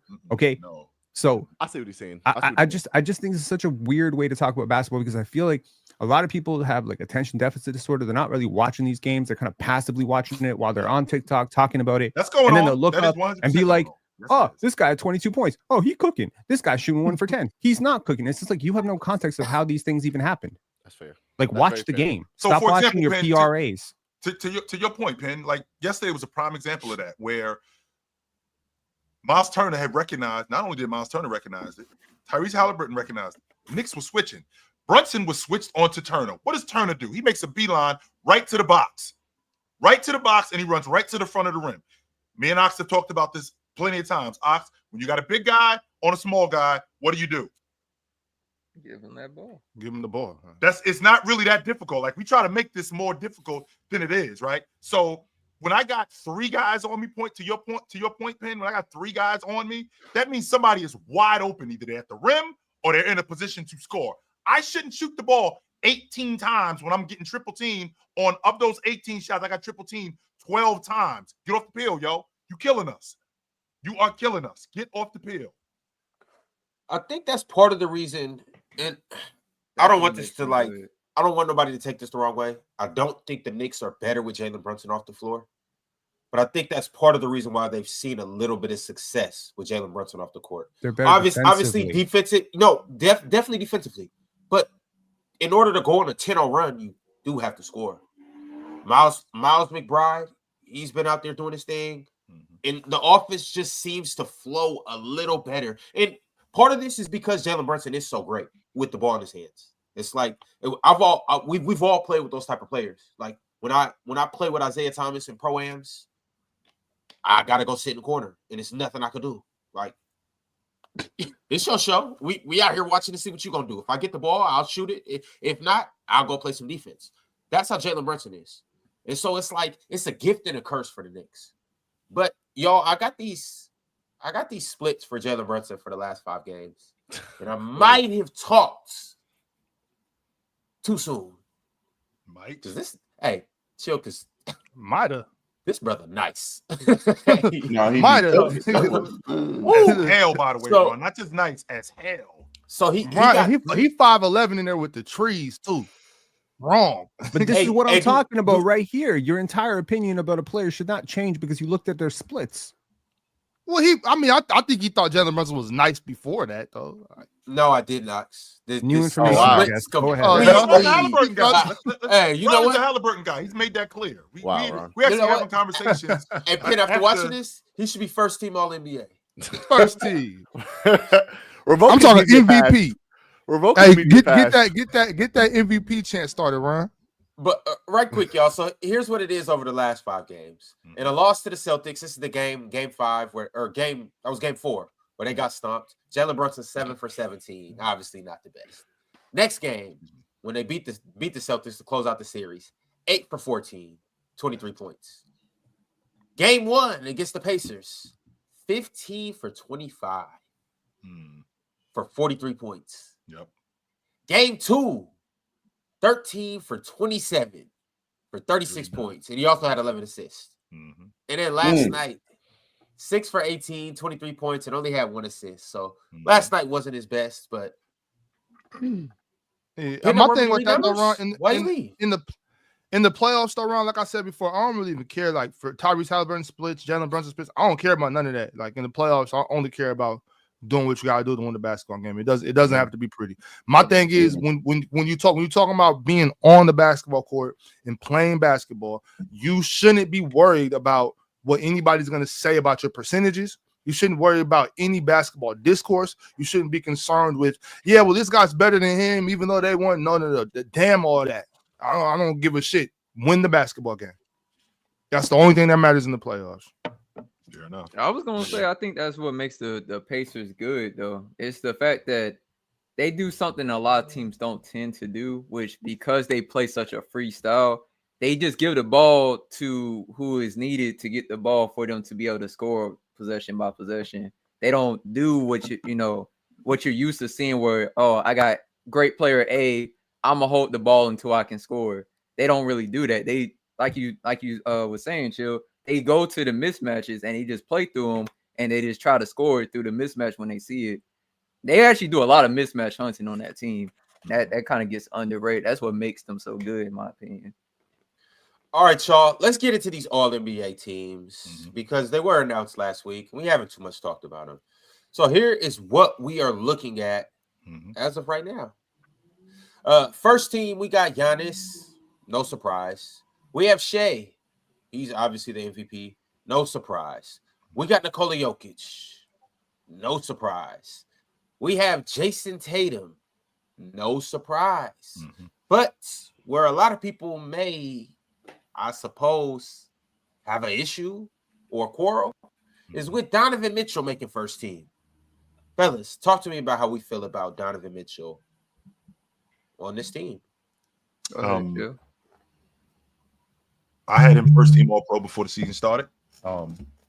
As the season was going on, I had him first team All-Pro. His scoring had gone down. His three-point percentage had gone down, but I feel like a lot of the other stuff that he was doing for that team helped catapult them to being how good they were. So in addition to that, I mean, Donovan Mitchell, his playmaking had improved this year. Guys like Ty Jerome, I feel like they benefited from that. A lot of that had to do with Donovan Mitchell. Now, in terms of his bucket getting, I mean, the field goal percentage, I think it went down this season, but it didn't go down ridiculously enough to a point where he shouldn't even be considered. When I think about how good he was throughout the course of this season, I mean, how they won 64 games, I think the elevation of and we're gonna get to the second team, but I think the elevation of Evan Mobley, I think Donovan Mitchell has something to do with that. And I think that with, why am I drawing a blank on his name? Your point guard. Darius Garland? That's what I'm thinking about. Darius Garland. I feel like those guys being as good, that was a direct result of Donovan Mitchell. And Donovan Mitchell, as good as he was, made those guys even better. And I think that has a lot to do with, with being an All-Pro. I was a little nervous, Ron, when we got to that West Coast road trip, because we talked about Cat earlier in the season being a first team All-Pro. But like when we got late into the season, I thought it was between Donovan Mitchell and Anthony Edwards. And when we got on that West Coast road trip, and Donovan Mitchell was bad. He was awful on that West Coast road trip. I was thinking Anthony Edwards may edge him out. But Donovan Mitchell was able to get it back together at the end of the regular season, and I was happy to see that he was first team All-Pro. Yo, MTL, Jay, and Real Talk, I want to hear how you guys feel about Donovan Mitchell. I do just want to throw in this little jab, if you will. This is the beautiful part about an NBA season. It's 82 games, about 7 months, and we really you got to be consistent, especially now. What is the 65 game rule? You got to be consistent, and you got to put in work all season. We watched Wemby fall off due to unfortunate situations and circumstances. Bron had jumped up into that tier for a second. Bron was going to be first team, He was going to be first team. Anthony Davis, remember at the start of the season? He was there. He was MVP. Carl Anthony Towns, remember it was a moment where he was first team. Jalen Brunson obviously was right there, straddling the line. We watched a lot of guys flirt with that first team. It was 4 unanimous guys, but we watched a lot of guys do that. And I just want to get an NBA his flowers. That's all I'm doing right now, because it's just dope that we see so many guys teeter-totter that, and so many guys have the opportunity. And at the end of the day, Donovan Mitchell made it happen. Yes, he was consistent. Salute to Donovan. Yes. I don't have no intentions on hating on Donovan right now. That matters. But MTL, Jay, and Real Talk to me. Jay, let's start with you. How you feel about this? I personally don't mind Donovan Mitchell on the first team. I really, early in the season, I wouldn't have had him on first team. I would have had Anthony Edwards over him. That would have been my early season prediction. But Anthony Edwards didn't start off hot in the beginning of the season, right? Donovan Mitchell did. Donovan Mitchell was fucking balling in the beginning of the season. He was balling in the middle of the season. He tapered off towards the end. But I really enjoy how when Darius Garland came back into the picture, right? He was balling and Evan Mobley was balling. Donovan Mitchell was still doing his fucking job, right? Like, he wasn't bad. He was doing his job. He was doing what he was supposed to do, trusting Darius Garland, trusting Evan Mobley. And I honestly think he belongs in the NBA first team. I think he's all NBA first team guard. Okay. Real Talk, how you feel about it? I'm not sure. Like, I'm not as mad as other people are about him being on the first team. I understand maybe he didn't play to like first team on NBA levels for the entirety of the season.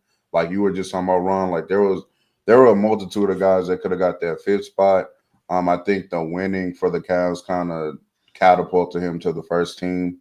You could argue that Ant was better than him this season. I probably would agree. To such a standard to where like it's a clear robbery, not in my opinion, because a lot of people do remember like when Ant obviously had one of the great pull-up 3-point shooting seasons ever. But there were still some up and downs with that.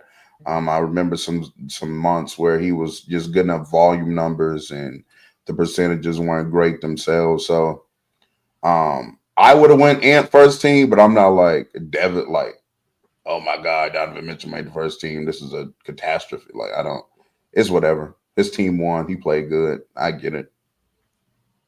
How many times has a guy been first team All Pro and his team didn't make the playoffs? I'm just thinking about, like, I thought he should have been first team All Pro the year that both Luka and SGA made it. Luka and SGA, yeah, I thought he should have been a first team All Pro that year. I think Curry was first team All Pro that year in 21 when they lost in the play-in tournament. When I think about being a first team All Pro, that does matter. You know, winning 100% matters. You don't have to be the best team in the league, but unless you're doing something, you know, astronomical, and it does get tricky from time to time too, real talk, because I did see Steph Curry be first team All Pro in 21. He led the league in scoring. Meanwhile, Carmelo Anthony wasn't first team All Pro in 13. He led the league in scoring. So it does get kind of tricky when they're doing stuff like that. But I just felt like what Donovan Mitchell did throughout the course of the season, because a lot of people, Ron, will not attribute, because this is the tricky thing about basketball discord. A lot of people will make other players look like, yo, we just all out here by ourselves. Donovan Mitchell could be a ball hog. Donovan Mitchell could be a selfish guy. Donovan Mitchell could be just a guy who run the offense through me, give me the ball, and I'm just going to do my thing. And then Darius Garland can be a point guard that goes, I'm going to get everybody else involved after I get mine.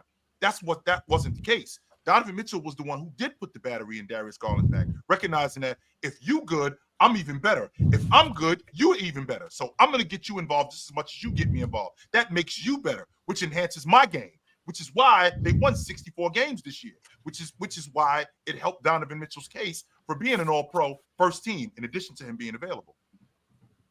Yeah, chill. I mean, that Cavs series didn't just happen. Or the Cavs versus Pacers series, it didn't just happen. Like, Donovan Mitchell, like, he didn't just wake up one day and all of a sudden, like, oh, hey, I can average 40 points in a playoff series. Donovan Mitchell been like that. So I do. That's one of the things I got to give him his credit. And I got to be consistent. If I'm up here praising Tyrese Haliburton for getting players involved and being that type of offensive player, like, we know who Donovan Mitchell is. And, like, yeah, I might come up here and joke and say, oh, Ant's better, D-Book's better, and all of that. But Donovan Mitchell like that. He wanted him once in this league, and we've seen that in that Pacer series. So, like, so salute to him. Just because he didn't average 30 doesn't necessarily mean that he wasn't first team caliber. Yeah. Chill. I thought I was over it. I thought I got through it. I thought I worked through it these past couple of days. But clearly I haven't gotten over it. And I just want to know what the fuck is going on. And did Domantas Sabonis fall off a cliff for some shit? Domantas Sabonis. Yo, Ox, we're talking about first team. Are we on the same? I don't give a damn about it. I don't care what we talk about, Ron. I ain't see. Look, did you see the third team, second team? I ain't see my man's on there at all. Yep. I'm just saying we don't got to talk about. I know y'all don't feel the same way I feel. I'm just advocating for my dude real quick, and I'm gonna move on. I just wanted to throw that out there, like where my man's at, but he's not there. Okay, boom. Let's keep going. Move on. That's a valid grievance. I think the first four guys were locks on all. Yeah. What four guys, chill? There should have been a fifth lock. Tatum, Joker, SGA, and Giannis. I think those guys were locks. And Penn, who should have been the fifth lock? Because I don't. Steph Curry. Steph Curry. Yeah. First team All Pro. Not a lot. No. 100%. Talk to him, Penn. Talk to him. Well, yes, talk to us. Why and how? He had a better season. He had a way better season. He had a way worse than the guy who made it over than Donovan Mitchell. But I'm saying you also have to contend with other, because that fifth spot was in the air between a multitude of guys, not just D Mitch. Okay. So he was. So Steph was definitively better than Brunson and Cat and James. And like those players. Donovan Mitchell. I don't think he was better than Donovan Mitchell this season. I don't. Yes, he was. Yeah, I agree. He was. Evan Mobley. Yes, he was better than Evan Mobley. My God, man, what are we doing here? Yes, he was better than Evan Mobley. I was just saying people on the list. I wasn't saying Evan Mobley. Okay, cool. Yes. I mean, I could hear the argument for a lot of guys. I can hear the argument for Brunson. You know, he did a lot. I could hear the argument for Cat. Not really. No, I can't. I can hear the argument for Anthony Edwards. At a point, yes, I could have heard the argument for LeBron. Brunson? There was a point where I thought, you know, Anthony Edwards was gonna get it just because I think voters really want to promote the young player. I just think Curry was the best player that didn't make first team All NBA. That's where I'm at. I like Penn, that, Penn.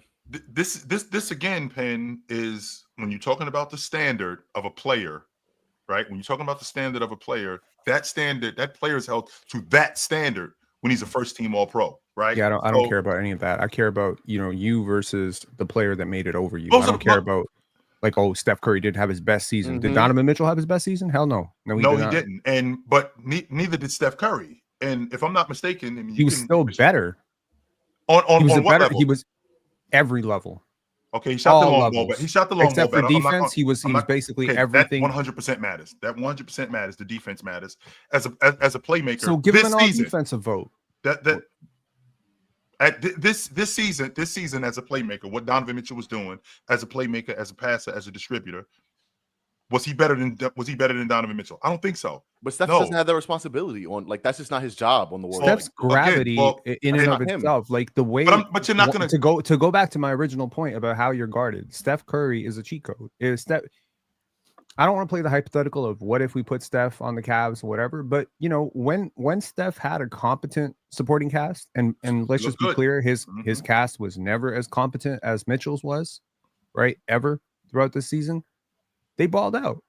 They went on a huge run down the stretch. The minute you gave him Jimmy Butler, like, it was over. So what I'm but you don't lock first team. I'm supposed to penalize Steph Curry because he can't make Trace Jackson Davis and Quentin Post look like stars. Like, what the hell are we doing here? No, unfortunately, that is part of making first team. And honestly, I don't. You fight that is, like when it's close. So what was the point? Sorry, I talked over that. My bad. No, you good. Like, you don't think winning matters when it comes to these All NBA teams? 100%. I think of course, winning matters. Of course, it matters. But I care about how you got the win. I mean, look, the Cavaliers had a very flat big four, and Donovan Mitchell is the best player on that team. Okay, I won't fight that. But the second, third, and fourth best players all had case for All NBA themselves. If Darius Garland made third team All NBA, I don't think I'm like suing the NBA. Like, that's not crazy. That's not crazy. I mean, I don't think he was going to make it. If Jared Allen had made a third team All NBA, I don't think it would be like insane. I mean, it would have been, if there was a fourth and fifth team All NBA, I think both those guys make it. That's my point. So it's good. It's clearly not only about wins, though. Right? No, or not? Obviously not only. Obviously not only. I shouldn't say only, but wins don't matter, y'all. We just talked about Luka and SGA getting first team All NBA other season. Well, Oxford don't want to make the exception the rule now because those two guys at that point were the exception. Other guys, more time. This was despicable. More time. I mean, they were also average. I think like Luka that year was like 32, 8 and 8. SGA was like 35 and 6. Like they couldn't make a playing game. Steph Curry. The Dallas could. Well, first off, OKC did make the play, and they just lost in the play. So real talk, how come DeMontis ain't third team All NBA this year? I'm with you. Because your guy isn't good. I shouldn't ask you real talk. I ain't asking you shit about the Montes. Never mind. I ain't asking you. Never mind. We on the efficiency doesn't matter. Competition doesn't matter. Steph Curry played in a considerably harder conference. He had a much harder matchup on an average night. He's not feasting on the Charlottes and the Washingtons of the world on a nightly basis. Okay. Sure. So when you consider that, shouldn't his efficiency go down? Yes. Even though, but it didn't. But his efficiency was amazing. He was three. He shot relative to percentage this season in his career. I think since his rookie year. But relative to Donovan Mitchell, I'm not holding Steph Curry to 17 and 16 Curry. I'm holding him to Donovan Mitchell because that's the guy who made it over. Right. Right. He shot nearly 3% better from 2. Okay. He shot over 3% better from 3. He shot 10% better from the line. He's a better long ball shooter. I'm not going to argue. And he's guarded more. So that's the craziest part. He has a harder competition. But the standard isn't just D. Mitch, though. Yeah. Against the standard, D. Mitch is the one that made the team. I'm just talking about D. Mitch. Well, let's discuss but because you're arguing for a spot on first team as if the only argument is D. Mitch and Curry. There's also Anthony Edwards because you also you said it was 5 locks. So you're basically saying that Steph Curry should have been a lock over D Mitch. Cool, okay, but he's not a lock over Ant this year. No, he is not. He was not. To me, he was not better than Ant this year. If there's a robbery of the first team, I think Ant probably should have been on the first team. I had Ant on my first team. I'm gonna be honest. I'm gonna be honest. In my opinion, I know you was talking about like Steph being better than Mitchell, but my thing is looking at the all second team list. My problem that I have is, to me, every player on that list outside of two people had a worse season this year compared to where I feel like they was at last year.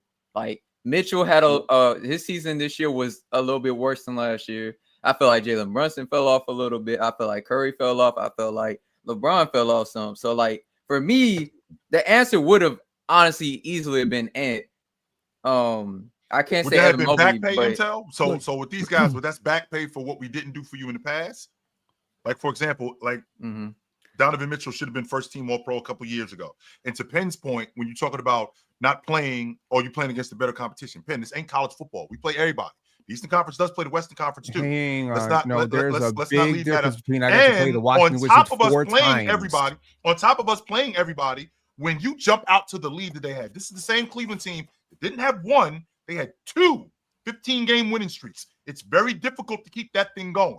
Very difficult to keep. Who are going. you playing matters every night. You're right, but that doesn't factor into the votes though. They're not saying that you're in this conference and you play against this team 4 times. So you know what? We're going to give you second place instead of first place. That's just not how it works. I get that. I'm telling you, he beat him despite the handicap. So you're saying I'm not giving him a boost for it. I'm telling you that he won, and this is how much he won by. Are you giving Steph a boost, or are you watering down Donovan Mitchell's first team case? Which one is it? I'm not watering down Donovan Mitchell. First of all, I'm not Jordan. So I've always said Donovan Mitchell the best shooting guard in the league until further notice. I've always put him over Devin, and until further notice, put him over Ant, although I think Ant will catch him. So I'm not up here hating on Donovan Mitchell. Yeah. I'm just saying, you got a top 10 player of all time who carried the shit out of his team to a playoff spot in the West. And I don't think that he had anywhere near the supporting cast. Don't agree with that shit. Before Jimmy Butler showed up, that team was not making the playoffs. Hold on. Shit. Why are you picking on me? Let's not do that. Let's not do that.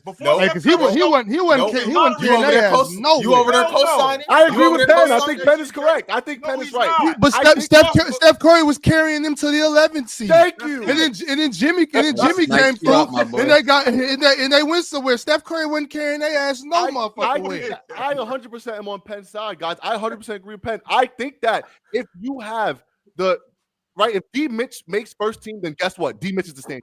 If you pick him on first team, he's the standard for first team then, right? So I think if a guy beats him out, if he's a standard and a guy beats him out in his spot, he played better. Steph was the better player all year, right? We're not going to forget when the Warriors were first in the West, right? And they were 14-2. For like a month. Forget about that.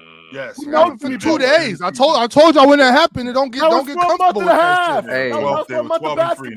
And was because Steph Curry was playing so phenomenal, or Buddy Hield was playing like Klay Thompson reincarnated. Yes, that's exactly what we were doing up here too. Real talk. That's what was real talk. Buddy Hield was out there playing out of his mind. But so was Steph. Now you frying chicken right in 2021, the Orlando Magic was chicken? number 1, number 2 in the East for like the beginning of the month. Like that first month thing don't really matter. And wasn't nobody saying Vooch should be first team All Pro. Yeah, nobody was saying that. No, that happens all the time. Do y'all not remember the when the Trailblazers was like one of the top 3 seeds, and then they went on to be like the second, third worst team in the West? I'm gonna tell y'all why I don't want to hear this though. Because the same case that Jay's making, and I'm feeling him. He's making a good case. But this is the same reason why LeBron James didn't make first team, or the reason why y'all said he shouldn't make first team. Because it's some British guy in the chat. But it was only for like 2 weeks when he was like. That's what I'm saying, Ox. But it's some British guy in the chat. I don't know who he is. This is a hypothetical. A hypothetical British guy in the chat who said LeBron James didn't play good for 3 weeks. So he had a bad season. I'm just saying, like, if Steph Curry played hot for 3 weeks, If he played hot for 3 weeks, let's give him his credit on top of his great season. And you guys are crazy. The first month matters. That's why it's not called the preseason, and we start the season in November. The first month of basketball matters. It matters how you start. That really matters. If they don't come out to that 14-2 start, guess what? They're not the 6th seed right now. They're sitting at. I mean, they're not the 6th seed this postseason. They're sitting at home. The first month of basketball really matters, and it matters when you take care of business early. The Cavs started 15-0. Jay, what we doing? And not only did they start 15-0, and they ran off another 15 straight games. And who's first team All NBA right now? That's exactly what I'm saying. It matters. That matters, though, right? It matters that Steph was the best player on the best team early in the season, right? And it matters that he didn't fall off the rest of the season. He played well throughout the whole season. He didn't play awful. He played well the whole season. But they did fall off, though. He definitely played decent. No, they actually. Jay, you just said it. You just said yourself. I think they started the season 12-3, rolling. And then Buddy Hield. We are not about to rewrite Steph Curry's season this year. Wait a minute. Wait. Let's be honest. Let's really be honest. The reason why they were so good is because their team was overperforming. It was a whole bunch of overperforming going on. Buddy Hield looked like the Buddy Hield we thought we was getting from college. We thought we was getting a different player. Hold on. So that's not even the point. That's not the point. That's not the point. The point is, I remember on this same platform, people were having a Steph Curry washed conversation. He's over. So now we're Mars was in the conversation. He was just great. I fought it aggressively. This guy in the chat was talking about that. I fought that shit aggressively. But regardless if he's washed or not, Penn, he wasn't carrying shit nowhere. Okay, that's the point. The point is that they were not doing a damn thing until they went and got Jimmy. That's all. So we're not gonna just. Who is their best player when they got Jimmy? We're not just gonna walk by you saying that he carried that team to the 6th seed, and it's just not true. It is not. When they got Jimmy Butler, who was their best player? Curry. Thank you. There we go. Okay, that hasn't changed. What do you mean? Thanks for what? Well, wait a minute. Okay, wait a minute. For answering the question. So you don't get credit for being the best player on a good team? Okay. Oh my God. 100%. So when the Cavs went 15-0, who was their best player? Donovan Mitchell. When they won 15 straight more games, who was their best player? Probably Donovan Mitchell. And when they won 64 games, who was their best player? Bro, I'm not talking about who their best players. I'm talking. Have I ever fought that Donovan Mitchell is the best player on the Cavs? Have you ever heard me say that? No, Evan Mobley's better. No, I have not. I gotta catch up. I got it. You brought it. So this is a straw man argument. Y'all oohing and eyeing over a point that I didn't. Y'all need to stop. Y'all need to stop drinking wine coolers this early. We're having a conversation. Like an auntie. I'm taking your life advice. I'm drinking water. If D Mitch is the 6th seed and Steph is the 2 seed, are we changing the conversation then? Is the conversation different? Does Steph have a better season if the numbers are exactly the same, but Steph is the 2 seed and Donovan Mitchell is the 6th seed? But they may get a first team. The numbers are not the same. They would give him first team. They would. Reputation matters too, and Steph Curry's reputation for who he is, even though he might not be playing up to first team All-Pro standards, even though he might not be playing that way, because he's got that rep, I think that matters. And to your point, Penn, right? Penn, to your point, you brought up the fact that when they got Jimmy Butler and they got to the 6th seed, who was the best player on that team? You brought that up. I'm not just saying that. I mean, you brought that up. So I counter with Donovan Mitchell. When they rolling, who's their best player when they rolling? It's him. Yeah. And Jay, I feel like to your question, if Steph was like the 1 seed and he made first team, I would have been okay with that, I guess. But I still would have probably said that Ant should have been on the first team, just like I think Ant should have been on the first team right now over D Mitch. No, I think Ant was better than both of them.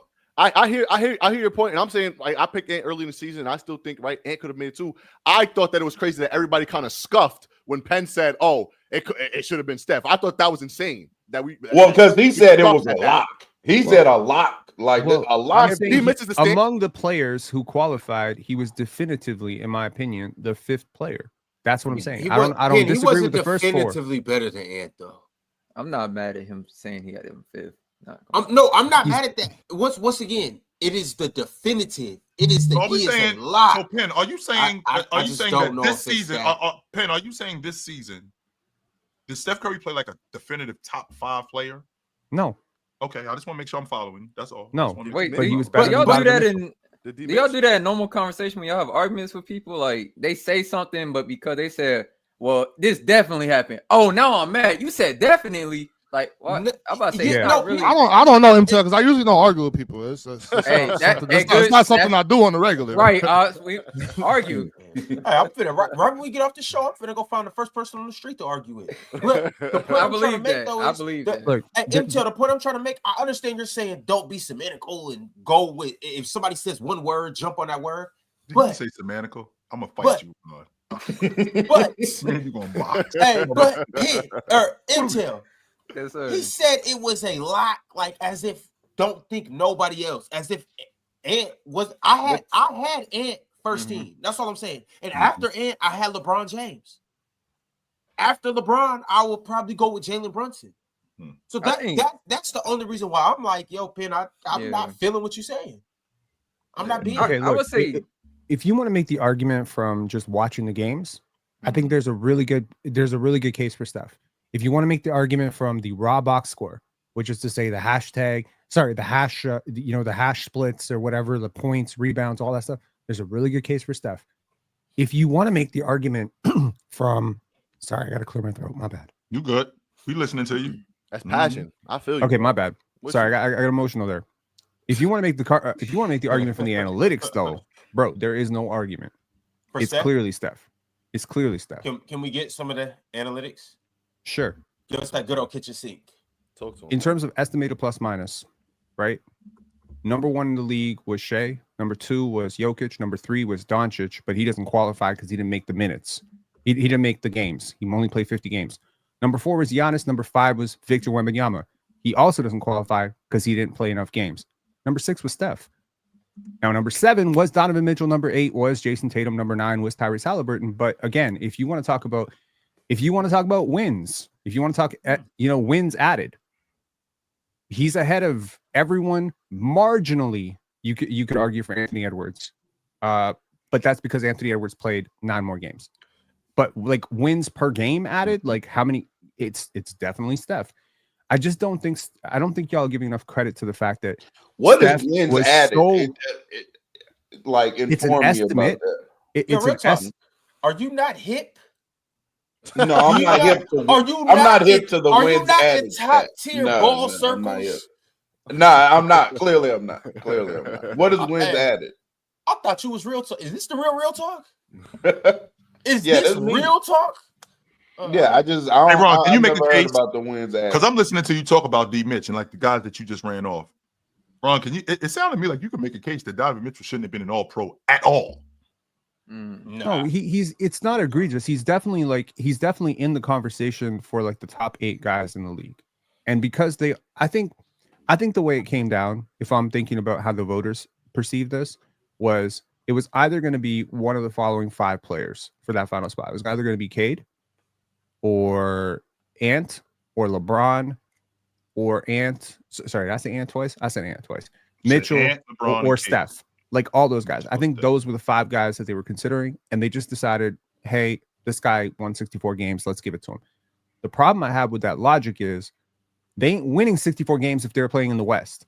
So I don't appreciate this logic of penalizing a team for playing in the harder conference because of what was their record against the West, Penn? I don't know. I can look it up. Yeah, let's go find out now. Let's because they did have that stinker at the end of the year when they went to Sacramento. They dropped those 4 straight against. They dropped 4 straight against. I think it was Sacramento. It was the Clippers. They were bad. They 100% bad. While Penn's looking this up, right after he says this, I want to talk about the 23 and 7. 23 and 7. 16 games over 500. So what win percentage is that? 23 games over 500 against. I mean, 7. Yeah.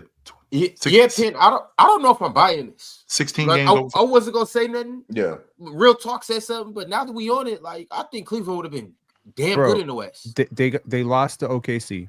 They lost twice to Houston. They beat OKC. They lost to the Clippers. Penn, they lost to the Kings. They beat the Clippers. They lost to the Phoenix Suns. They beat the Kings. Everybody that they lost to, they beat them. Okay, they might be the 2nd seed. Okay, fine. But how big was the gap between the second seed and the first seed in the West? Okay, we're not doing that. Nope, we're not doing that, Penn. Nope. How big was the gap? The second team was the Rockets this year. That's nasty, Penn. That's nasty. That's disgusting. How big was the gap between the first and the second seed in the Eastern Conference? Not that big. Not as big. Hey, real talk. I'm about to go to the refrigerator. You want one? Yeah. I'll be right. Yeah. Sure. Was it as big? No, it wasn't. No, it wasn't. They had, it was like 18. I think it was like 18 games in the Western Conference. And I thought that the Celtics, to be honest with you, Penn, if we had another week, I thought the Celtics were going to catch Cleveland, to be honest with you. I did. They ended up finishing like 4 or 5 games behind Cleveland, but there was a stretch where Cleveland had gone on that losing streak out west, and I'm like, and the Celtics had ran off like maybe like 10 or 11 straight. I'm thinking, oh shit, these guys can possibly catch them and get back to the top of the East. I was thinking that. But what I'm not going to do, though, real talk, is I'm not going to say because Cleveland played in the West, if Cleveland played in the East, if they played in the West, okay, I'm equating them to Oklahoma City. Hold on. We ain't doing that. Let's chill out, okay? No, we're not doing that right there. All right, y'all. Let's take a look at the second team. This is how the second team is. We got Jalen Brunson, Steph Curry, Anthony Edwards, LeBron James, and Evan Mobley. How do we feel about this? Ron, y'all basically y'all bloods jumped me when I told y'all that I thought Evan Mobley was going to be an All-Pro. Y'all Crips jumped me when I said Evan Mobley was going to be an All-Pro this year. Y'all got the bats out. I got a beat down for that, like a legit beat down for that. And here he is. I did have Penn. I did have take Curry off, and I had Cat in that spot. Okay. I would have had. You had Curry missing second team. Yeah, I had him on the third team. Yeah, I had Curry third team this year. Yes, man.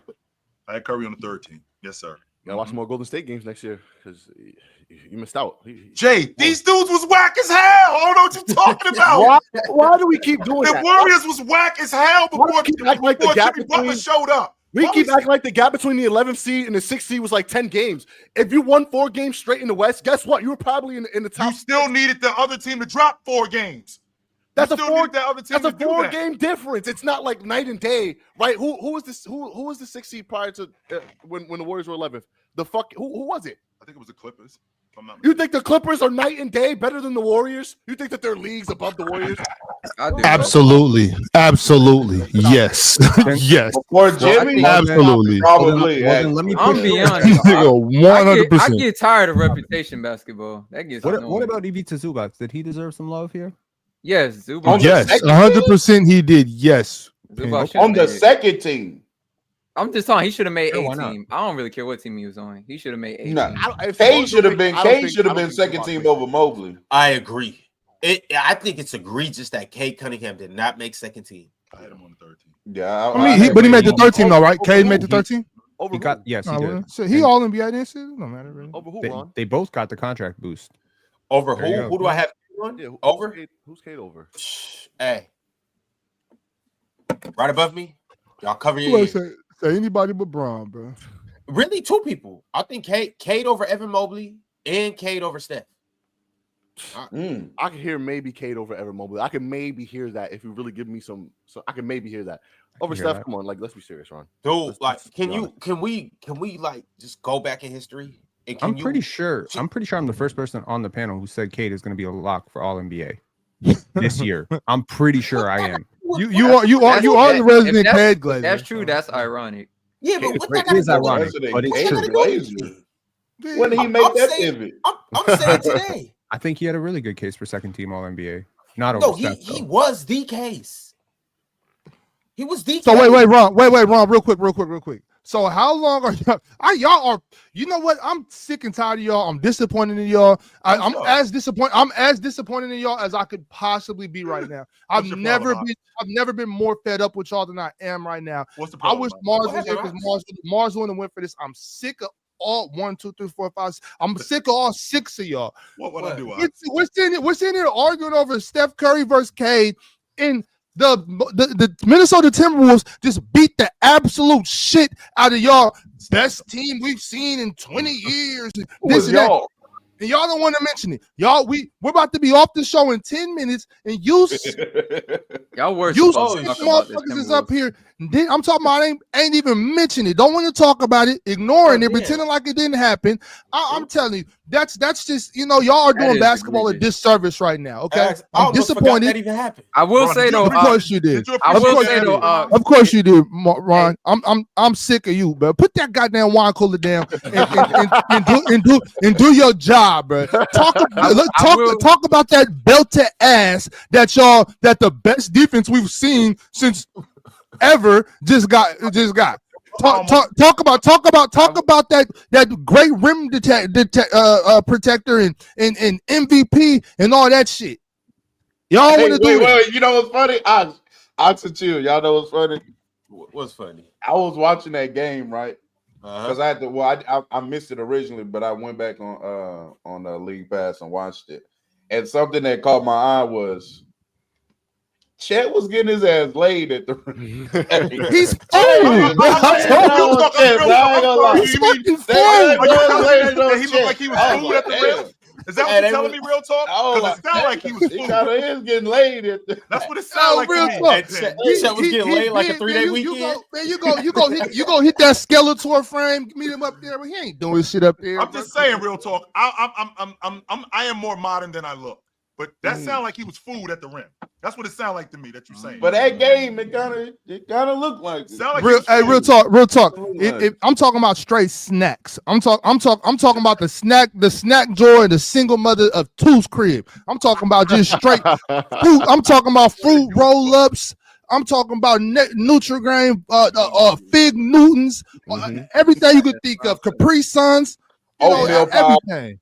Everything that I saw. I was going to see everything that I needed to see. Goldfish. Thanks, MTL. I couldn't think of no gushers. Thanks, y'all. I saw much more energy. I saw much more fight in that Minnesota team. The offense looked a lot more fluid. Not only did the offense look a lot more fluid, on defense, they competed a lot more. I don't think that they switched as much. I think they got on the glass a lot more. I just love the effort more than anything. More than anything from Minnesota. On top of that, I got the game that I needed from Julius, that game 1, plus the game 2 from Ant, that was put together in game 3, right? So in addition to those two guys doing what they did, I got productive minutes from my rotation guys. I saw Alex Caruso trying to blow plays up, but I think that double drag screen with Ant coming off that screen and pulling, I think that worked tremendously, and I love Julius Randle getting downhill. I thought Mike Conley was really steady with the peel. And I just thought that they held Oklahoma City in check for everything that Oklahoma City wanted to do.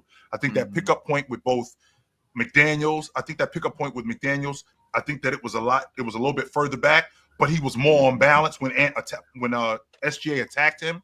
I feel like he did a really good job getting around screens. Do I expect these dudes to smoke these dudes again by 40? I ain't going to say that, Ron, but what I will tell you is when I see a team get blown out by almost 50, this is a gut check. This is what happens, yo. This is a gut that when you get smoked by 15 or even 20, we can come back.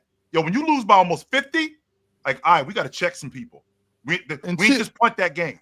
I'm not saying I guarantee Minnesota comes back. I did say I think it's gonna be tied 2-2 before the game even started. I said that to you on Chill with Chill, which comes on every Saturday at noon Eastern.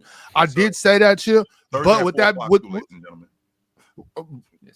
Thursday 4:00 Eastern as well. But with that being said, I can't guarantee what's gonna happen in game 4, but I think game 3 needs to be spoken about. That was a ridiculous blowout. Wasn't close ever. You know what I'm saying? These pups look like pups, and that's all. I just want to speak about it. I'm not saying OKC's done. I'm not saying that they can't bounce back game 4. I'm not even saying that they won't go to the championship and possibly win it. All I'm saying is let's just not act like game 3 didn't happen, y'all. It 100%. I'm gonna be honest.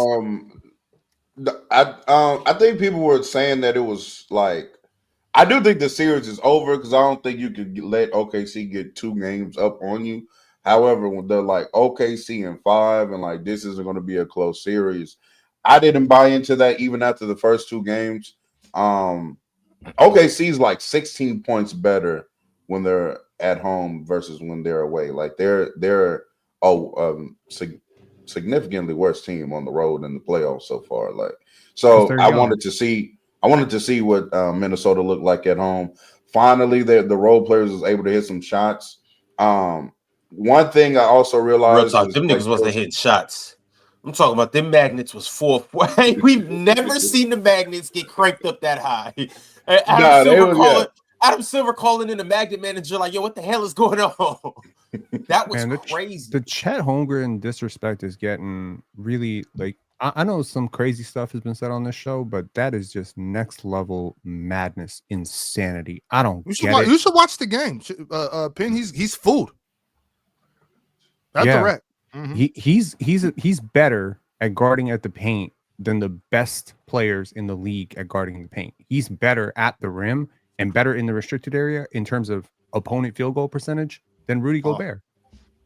Yeah, of course. You know, the minute we bring numbers into the narrative, your whole narrative falls apart, and you start saying basketball. Oh my god! It's not a narrative. It's just watching the game. If you're getting baked at the rim, I don't give a shit about your what you call it, opponent field goal percentage. Whatever. You already know. I've already debunked all that shit. All your formulas are flawed. A lot of it. And it's what's wrong with you? It's all flawed. Because when you're asked like, well, so Pin, just bear with me, okay? Let's talk. You know, don't get upset, brother. So when Chet debunked your whole when Chet, well, no, because I'm saying a lot of the times with these things, it's like if he lays up the ball.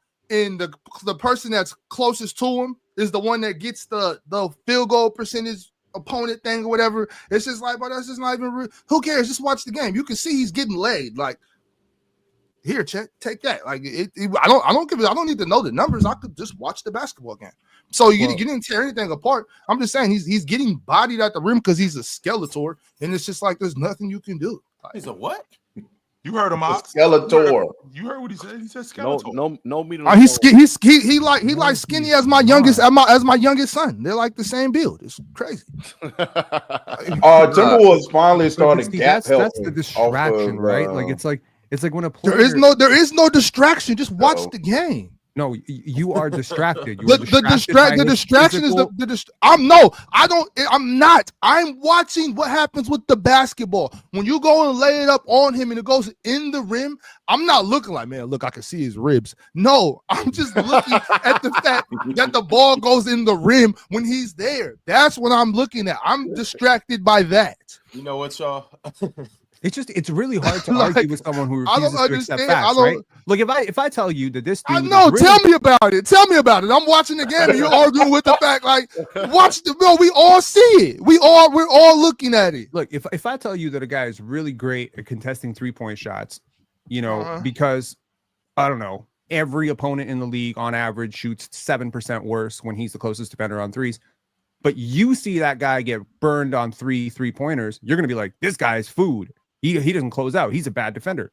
But I'll tell you, no. My thing is just like I said last week. When a lion hunts a buffalo, it's still hard work. The buffalo put up a hell of a fight, but at the end of the day, you're food. I disagree. Okay, I don't care how hard you work on defense. You get cooked, you're food. You know what I'm saying? You can put up when it's two types of niggas: predator and prey. Chet Holmgren was and he was prey. That's defensive prospect to come into the league since Anthony Davis. When he was in middle school, his coach said that he reminded him of Hakeem Olajuwon. I don't give a shit. Basketball, bro. We're not talking about middle school. We're talking Division I basketball. I don't want to talk about what Mark Few said about Chet Holmgren. I don't want to talk about who Mark Few thinks he is. I don't care about what any WCC coach. You listen like a child and you cry like one too. What I'm saying is, I don't care about what the college coach said about who he was projected to be. I'm talking about the fact that he is food at the rim. I have a question for you. He's not food at the rim. I got a real Just question. because you say it over and over doesn't make it true. It's not because I say it; it's because it's happening. If I never said it, but it's not happening. If I would have slept in today, if I would have slept in today and not shown up today, if I would have slept in today and not showed up, it still would have been a fact. If you weren't up here crying, if you didn't need to go change your tampon right now, it would still be a fact. It would still be now. You're asleep right now. All right, he ODing. He ODing. Well, my question for Ox would have been, and I'll ask you guys instead, if a player has a poor series, right? So I can agree with Ox in the sense that Chet Holmgren is not having his best defensive series, but I can also see Penn that does that discredit his entire body of work in the last series or the last entire 82 games that he played for the rest of the year? No, he's a 22-year-old. He exactly. Also, obviously, there are certain matchups where it's going to work against him, but I'm not going to act like he doesn't do well what he's built his entire damn career on, which is being an elite shot blocker and an elite rim protector. I mean, this is a guy who is consistently one of the best defenders. Out of bounds, Ron. All right, chill. Use them all, yo. Peace. Yeah. And to start the season before Victor Wembanyama, Chet Holmgren, before he got hurt, they were saying this defensive player of the year lock with how he was playing, right? So yeah, I'm not saying he's a perfect defender, but he's not food at the rim. It's crazy. I mean, if I'm an opposing coach, I'm definitely not designing plays to challenge him at the rim. That's crazy to me. Yeah. I'm designing plays to get him out of the rim so I can score in the rim. So to me, it's like this narrative of this guy's food at the rim implies he's like a sieve or he's a liability protecting the paint, and it's like that to me is insane. That's all it is. You're worried about now how we answer. implying anything. It's not like I'm implying that he's a bad player. I'm not implying that he can't play defense. I'm just simply stating the fact that he was getting ate up at the rim. That's all. We don't got to take it personally. I don't know. I don't know why it's so personal like that. Because if you're getting attacked, if you're getting bucketed at the rim, then you're food. I don't care how. I don't care about all the other stuff. Penn, it's just simple as that. Like, it's not that deep. It's really just not that deep, bro. I'm not. You just talking about that. You just talking about that specific game. But we're up here talking about basketball, and you're trying to tell me that one of the 3 to 4 best rim protectors is food at the rim. I think he was saying that game, though, Penn. Like game. Yes, I am. Yes, and that's exactly what I'm saying, Penn. That's exactly what I'm saying. Yes, but just because he's been saying this for a while. That Chet is. When have I been saying? I've been saying that since he been food at the rim.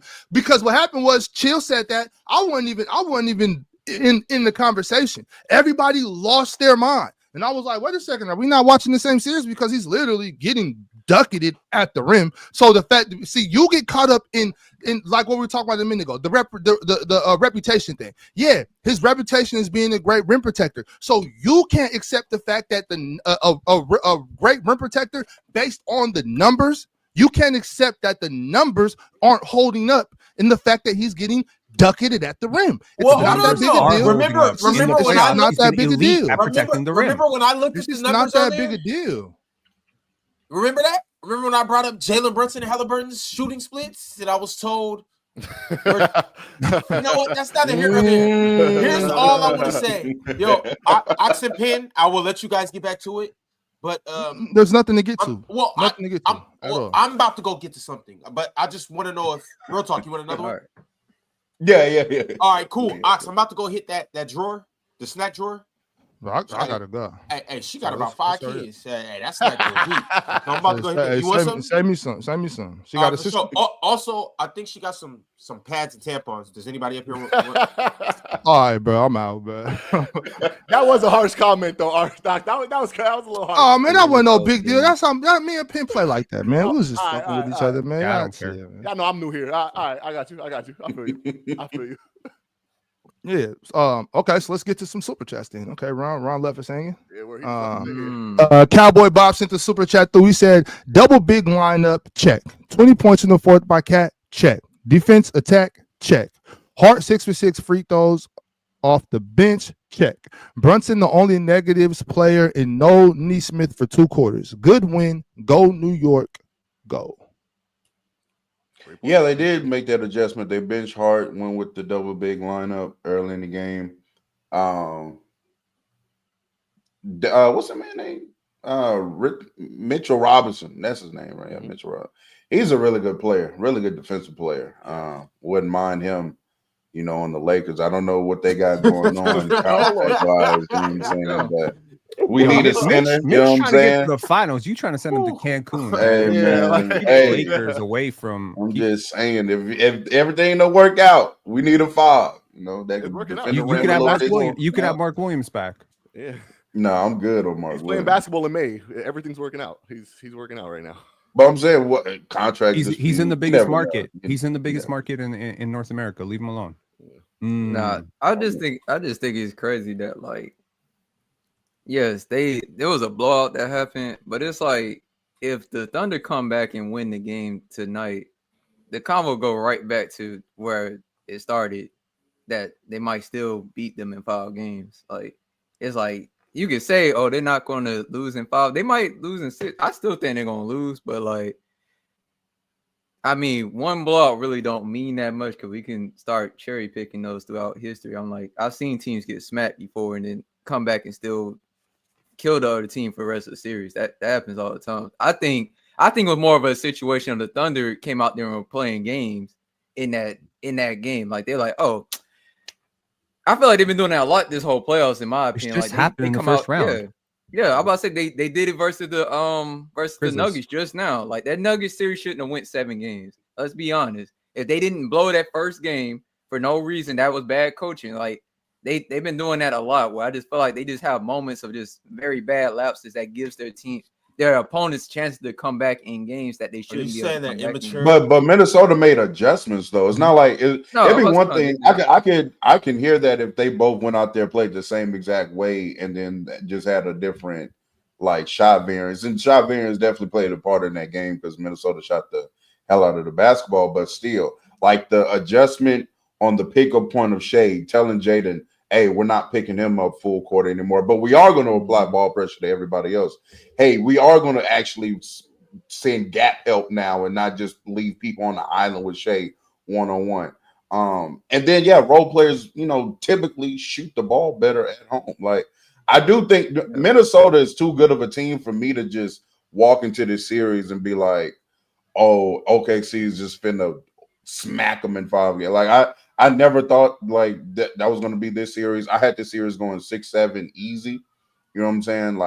This is going to be a competitive series in my opinion.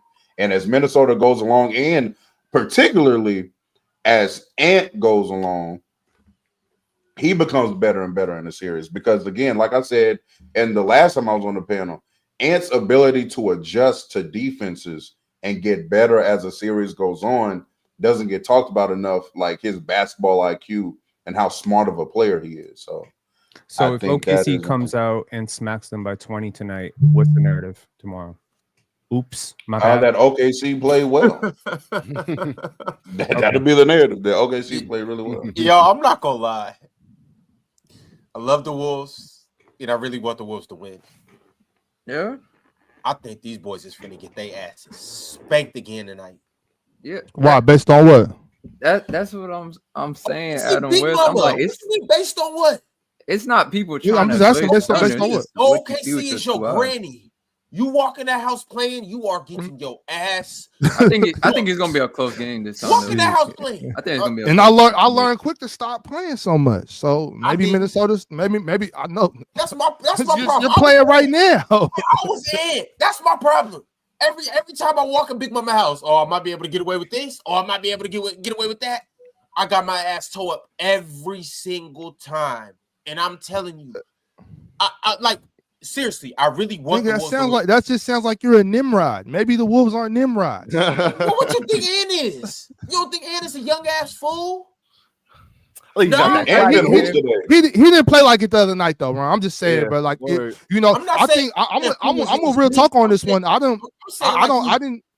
He's just naive. I didn't see this. I didn't see this Minnesota team just getting swept or losing in 5. Even if Minnesota loses the series, I expected it to happen in 6 or 7. I believe I have Minnesota in 7. I really can't even remember. Who cares? But you know what I'm saying? The thing about it is Minnesota's a good basketball team, bro. They got good pieces, good personnel. I don't think they're outmatched or outclassed in this series. And I think a almost 50-point victory kind of proves that. We're not going to pretend like the Thunder weren't trying. We're not going to pretend like the Thunder. I'm not giving no professional. I'm not giving no NBA team a pass to say, oh, they just overlooked those guys. Well, if you're overlooking guys in the conference championship, that shows to me that you're not at that level. So I don't think that's what they did. I just think they got beat, which is more respectable than saying, oh, they didn't try or this happened, that happened, and overlooked them. I just think Minnesota's a good basketball team. I think they deserve more credit than that. I wasn't trying to say like Minnesota didn't go out there and beat the brakes on them, because that's definitely what happened. I'm saying it's more so of a situation of, I feel like the Thunder just been doing that the whole playoffs. That's not to take away from the Wolves. I think the Wolves are a really good team. I just think the Thunder is just on a tier a little bit higher, and I actually hope the Wolves win. I really do. I mean, the score was 39-14. Okay, so they got stomped, right? But I would say they got jumped. I think Minnesota dialed it up to a level that they were not ready to play at. They started coughing the ball over. Their shots weren't going in. Minnesota couldn't miss. They got out in transition. They started feeling confident. Now, what do you do with that confidence, right? Mm-hmm. And then for the Thunder, I'm like, you've had now 48 hours going into tonight to just sort of sit with this feeling of getting smacked. If I'm a coaching staff, honestly, I'd rather lose by 42, 43 points than lose by like 4 or 5. Because now I really got your attention. You can't tell me shit when we're doing film breakdown. If I'm a coach, I'm like, shut the hell up. You just got smacked by 42, right? So I think when you get smacked like this and the other team outshoots you by nearly 20% from the 3-point line and your defense is sus and you don't have anything and your star player doesn't really show up and their star player does show up, this is like a pride moment for me. Now, again, what did Jokic say?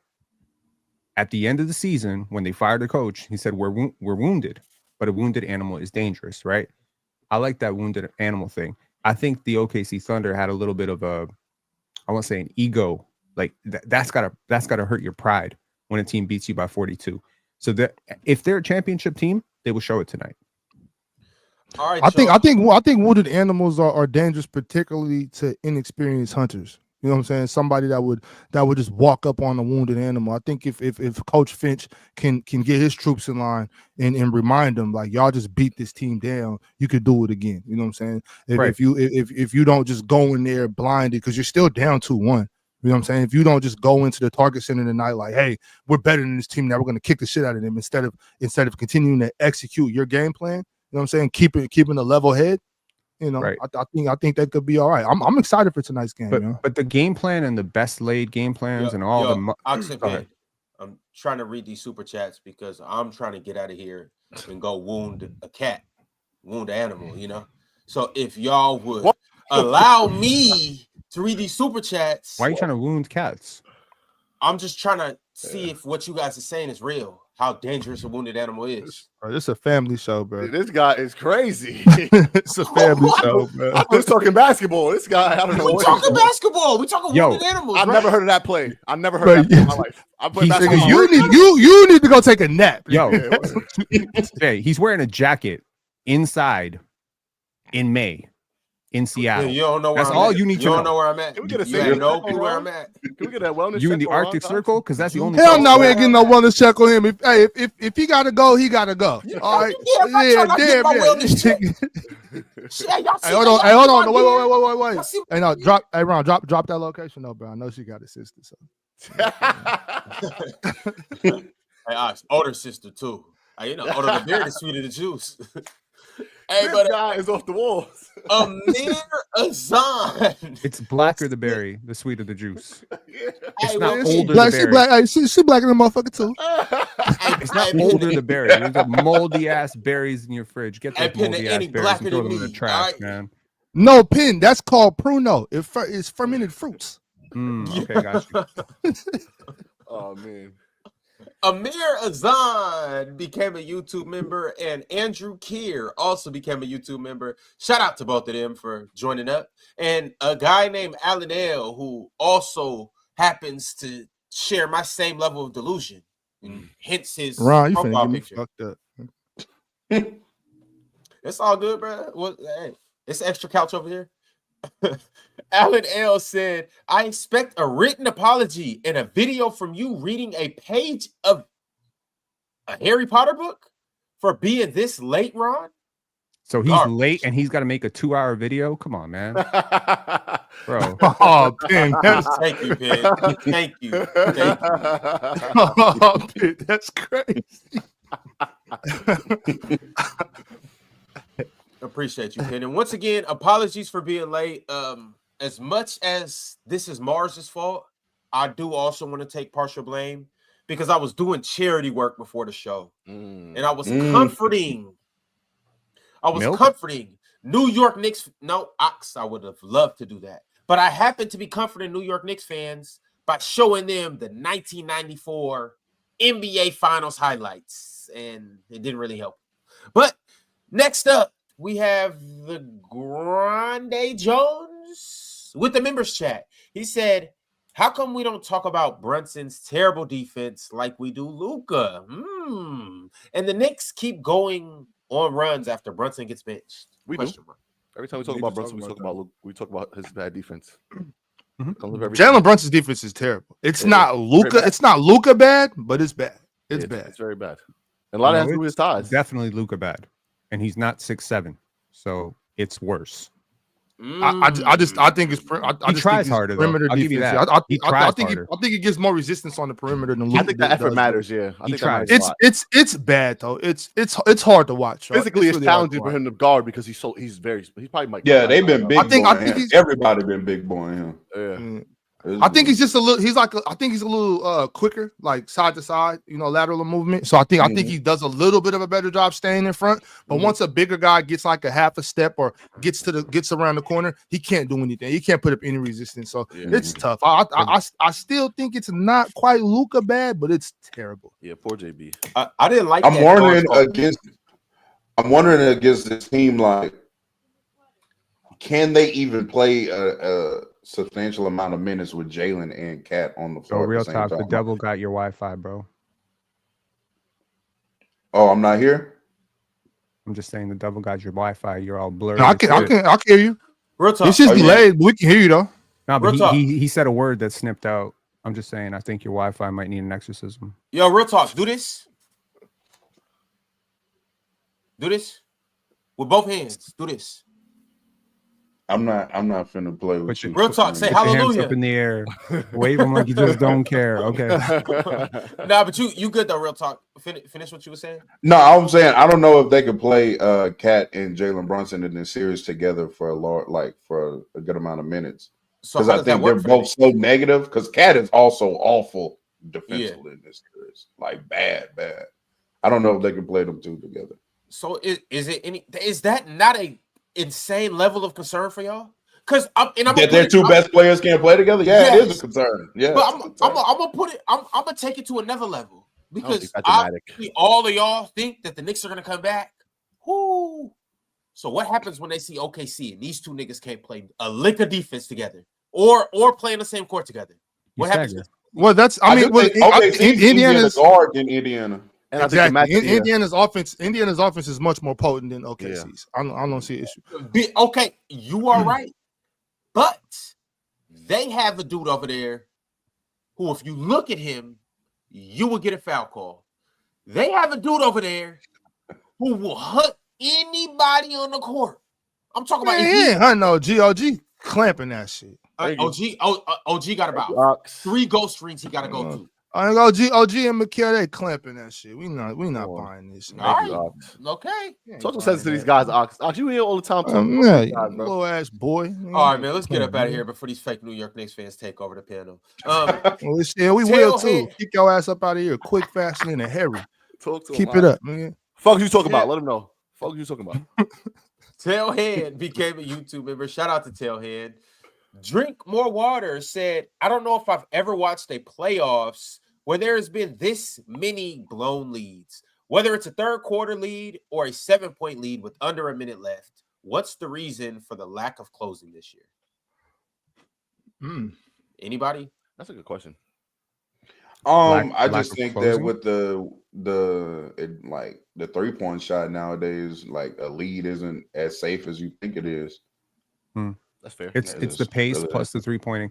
The 3-pointing. What the hell am I saying? The 3-pointers. I do want to say Shea on the season is averaging 39 against Indiana, and he's averaging 36 against New York. Either one of these teams is getting destroyed. In 2 games, I'm not worried. I'm not concerned about that. In 2 games in the regular season. God damn. 3 months apart. That's fair. I mean, everybody been eating against, like your star player gonna eat against Indiana. I mean, clearly, like that's been happening all playoff. All right, the next super chat is from Your Highness Charles. Your Highness said, "Is anyone more biased than Ox against Hallie? It's worse than Swiper versus Tatum." I don't think it's worse than that. What are you talking about? He's talking about biased media, Ox. Niggas are just saying any old fucking thing, man. What are you talking about, man? All right. That's what I'm saying. Hey, he doesn't know what you're talking about. Mello Williams said Neesmith trying to move OG was hilarious. That doesn't work. That was What happened? I think I missed this part. He tried to like bully OG for a basket one time. And the guy just smack too. Yeah. Oh, that one. Okay. Yeah. OG looking at him like, oh, come on, bro. Be serious. Like, NV said Nembhard should be ashamed of himself. He can't take advantage of Brunson guarding him. It's not 1 versus 1. It's fair.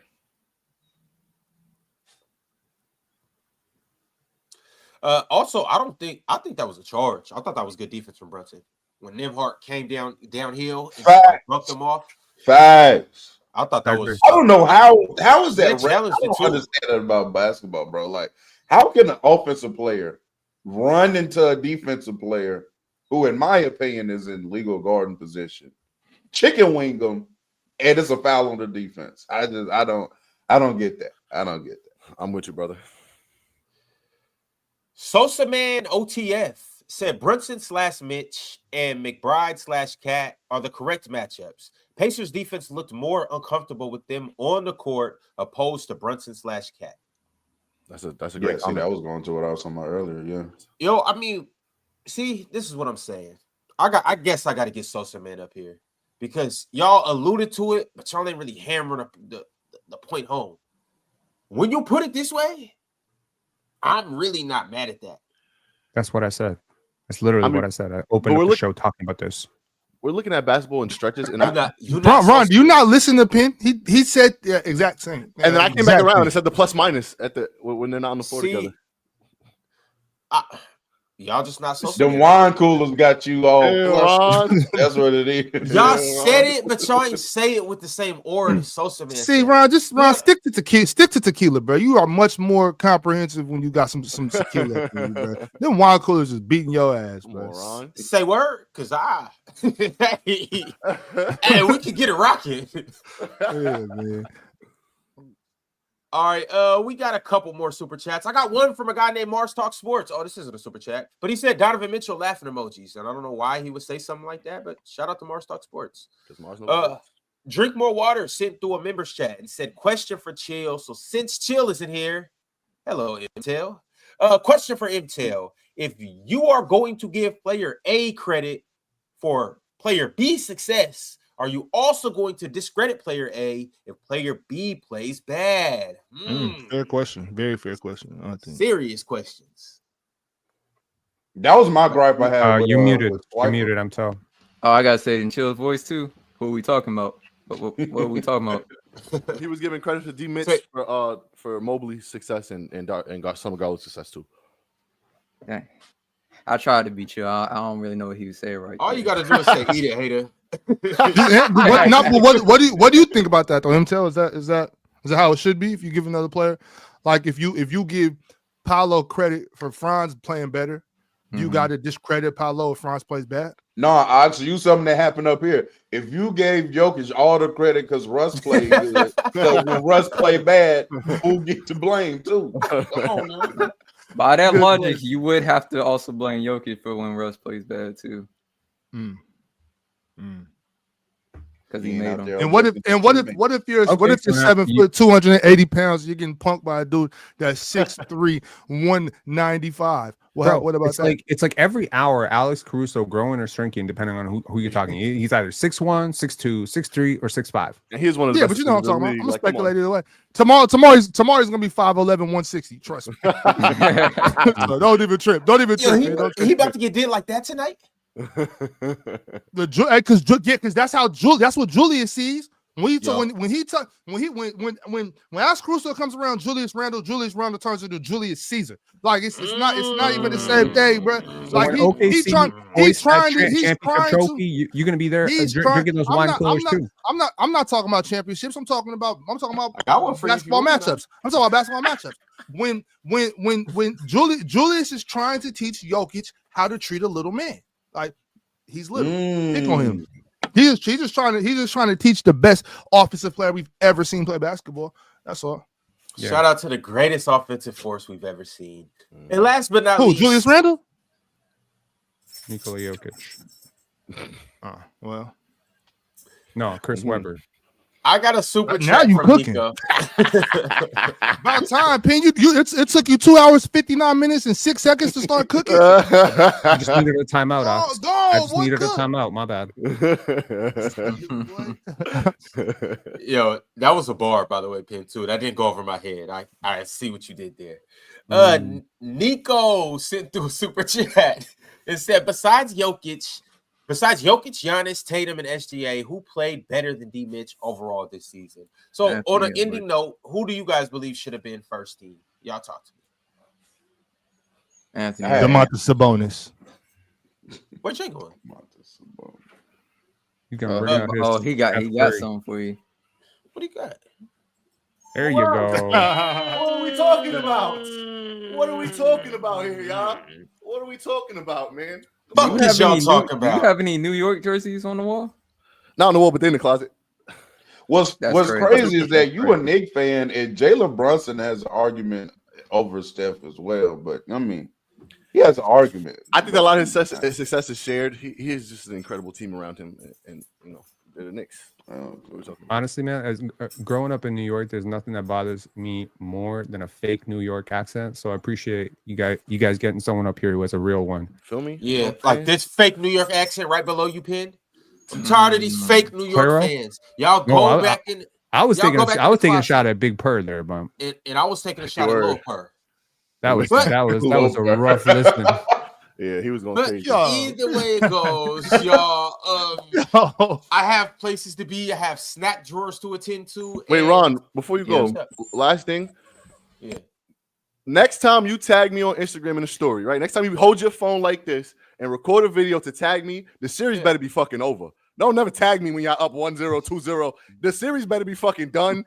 It better be cooked. It better be the off season already. Because guess what? When Game 6 rolls around and we come through and we go to the finals, you're not gonna hear the end of it from me, brother. He can't do that. He's a front runner. Yeah. Don't hop on Knicks. Watch when the Knicks beat the Pacers, he's gonna be all on whoever come out the West. Whoever come out the West, he gonna man, I had them from the beginning. I told you, I had them from the beginning. Yeah, it's been an amazing show. We'll see y'all tomorrow. And also, by the way, I'll let y'all know. You can't get rid of me, fool. I'm here. I'm in your dreams. I'm everywhere, all the time. Y'all down.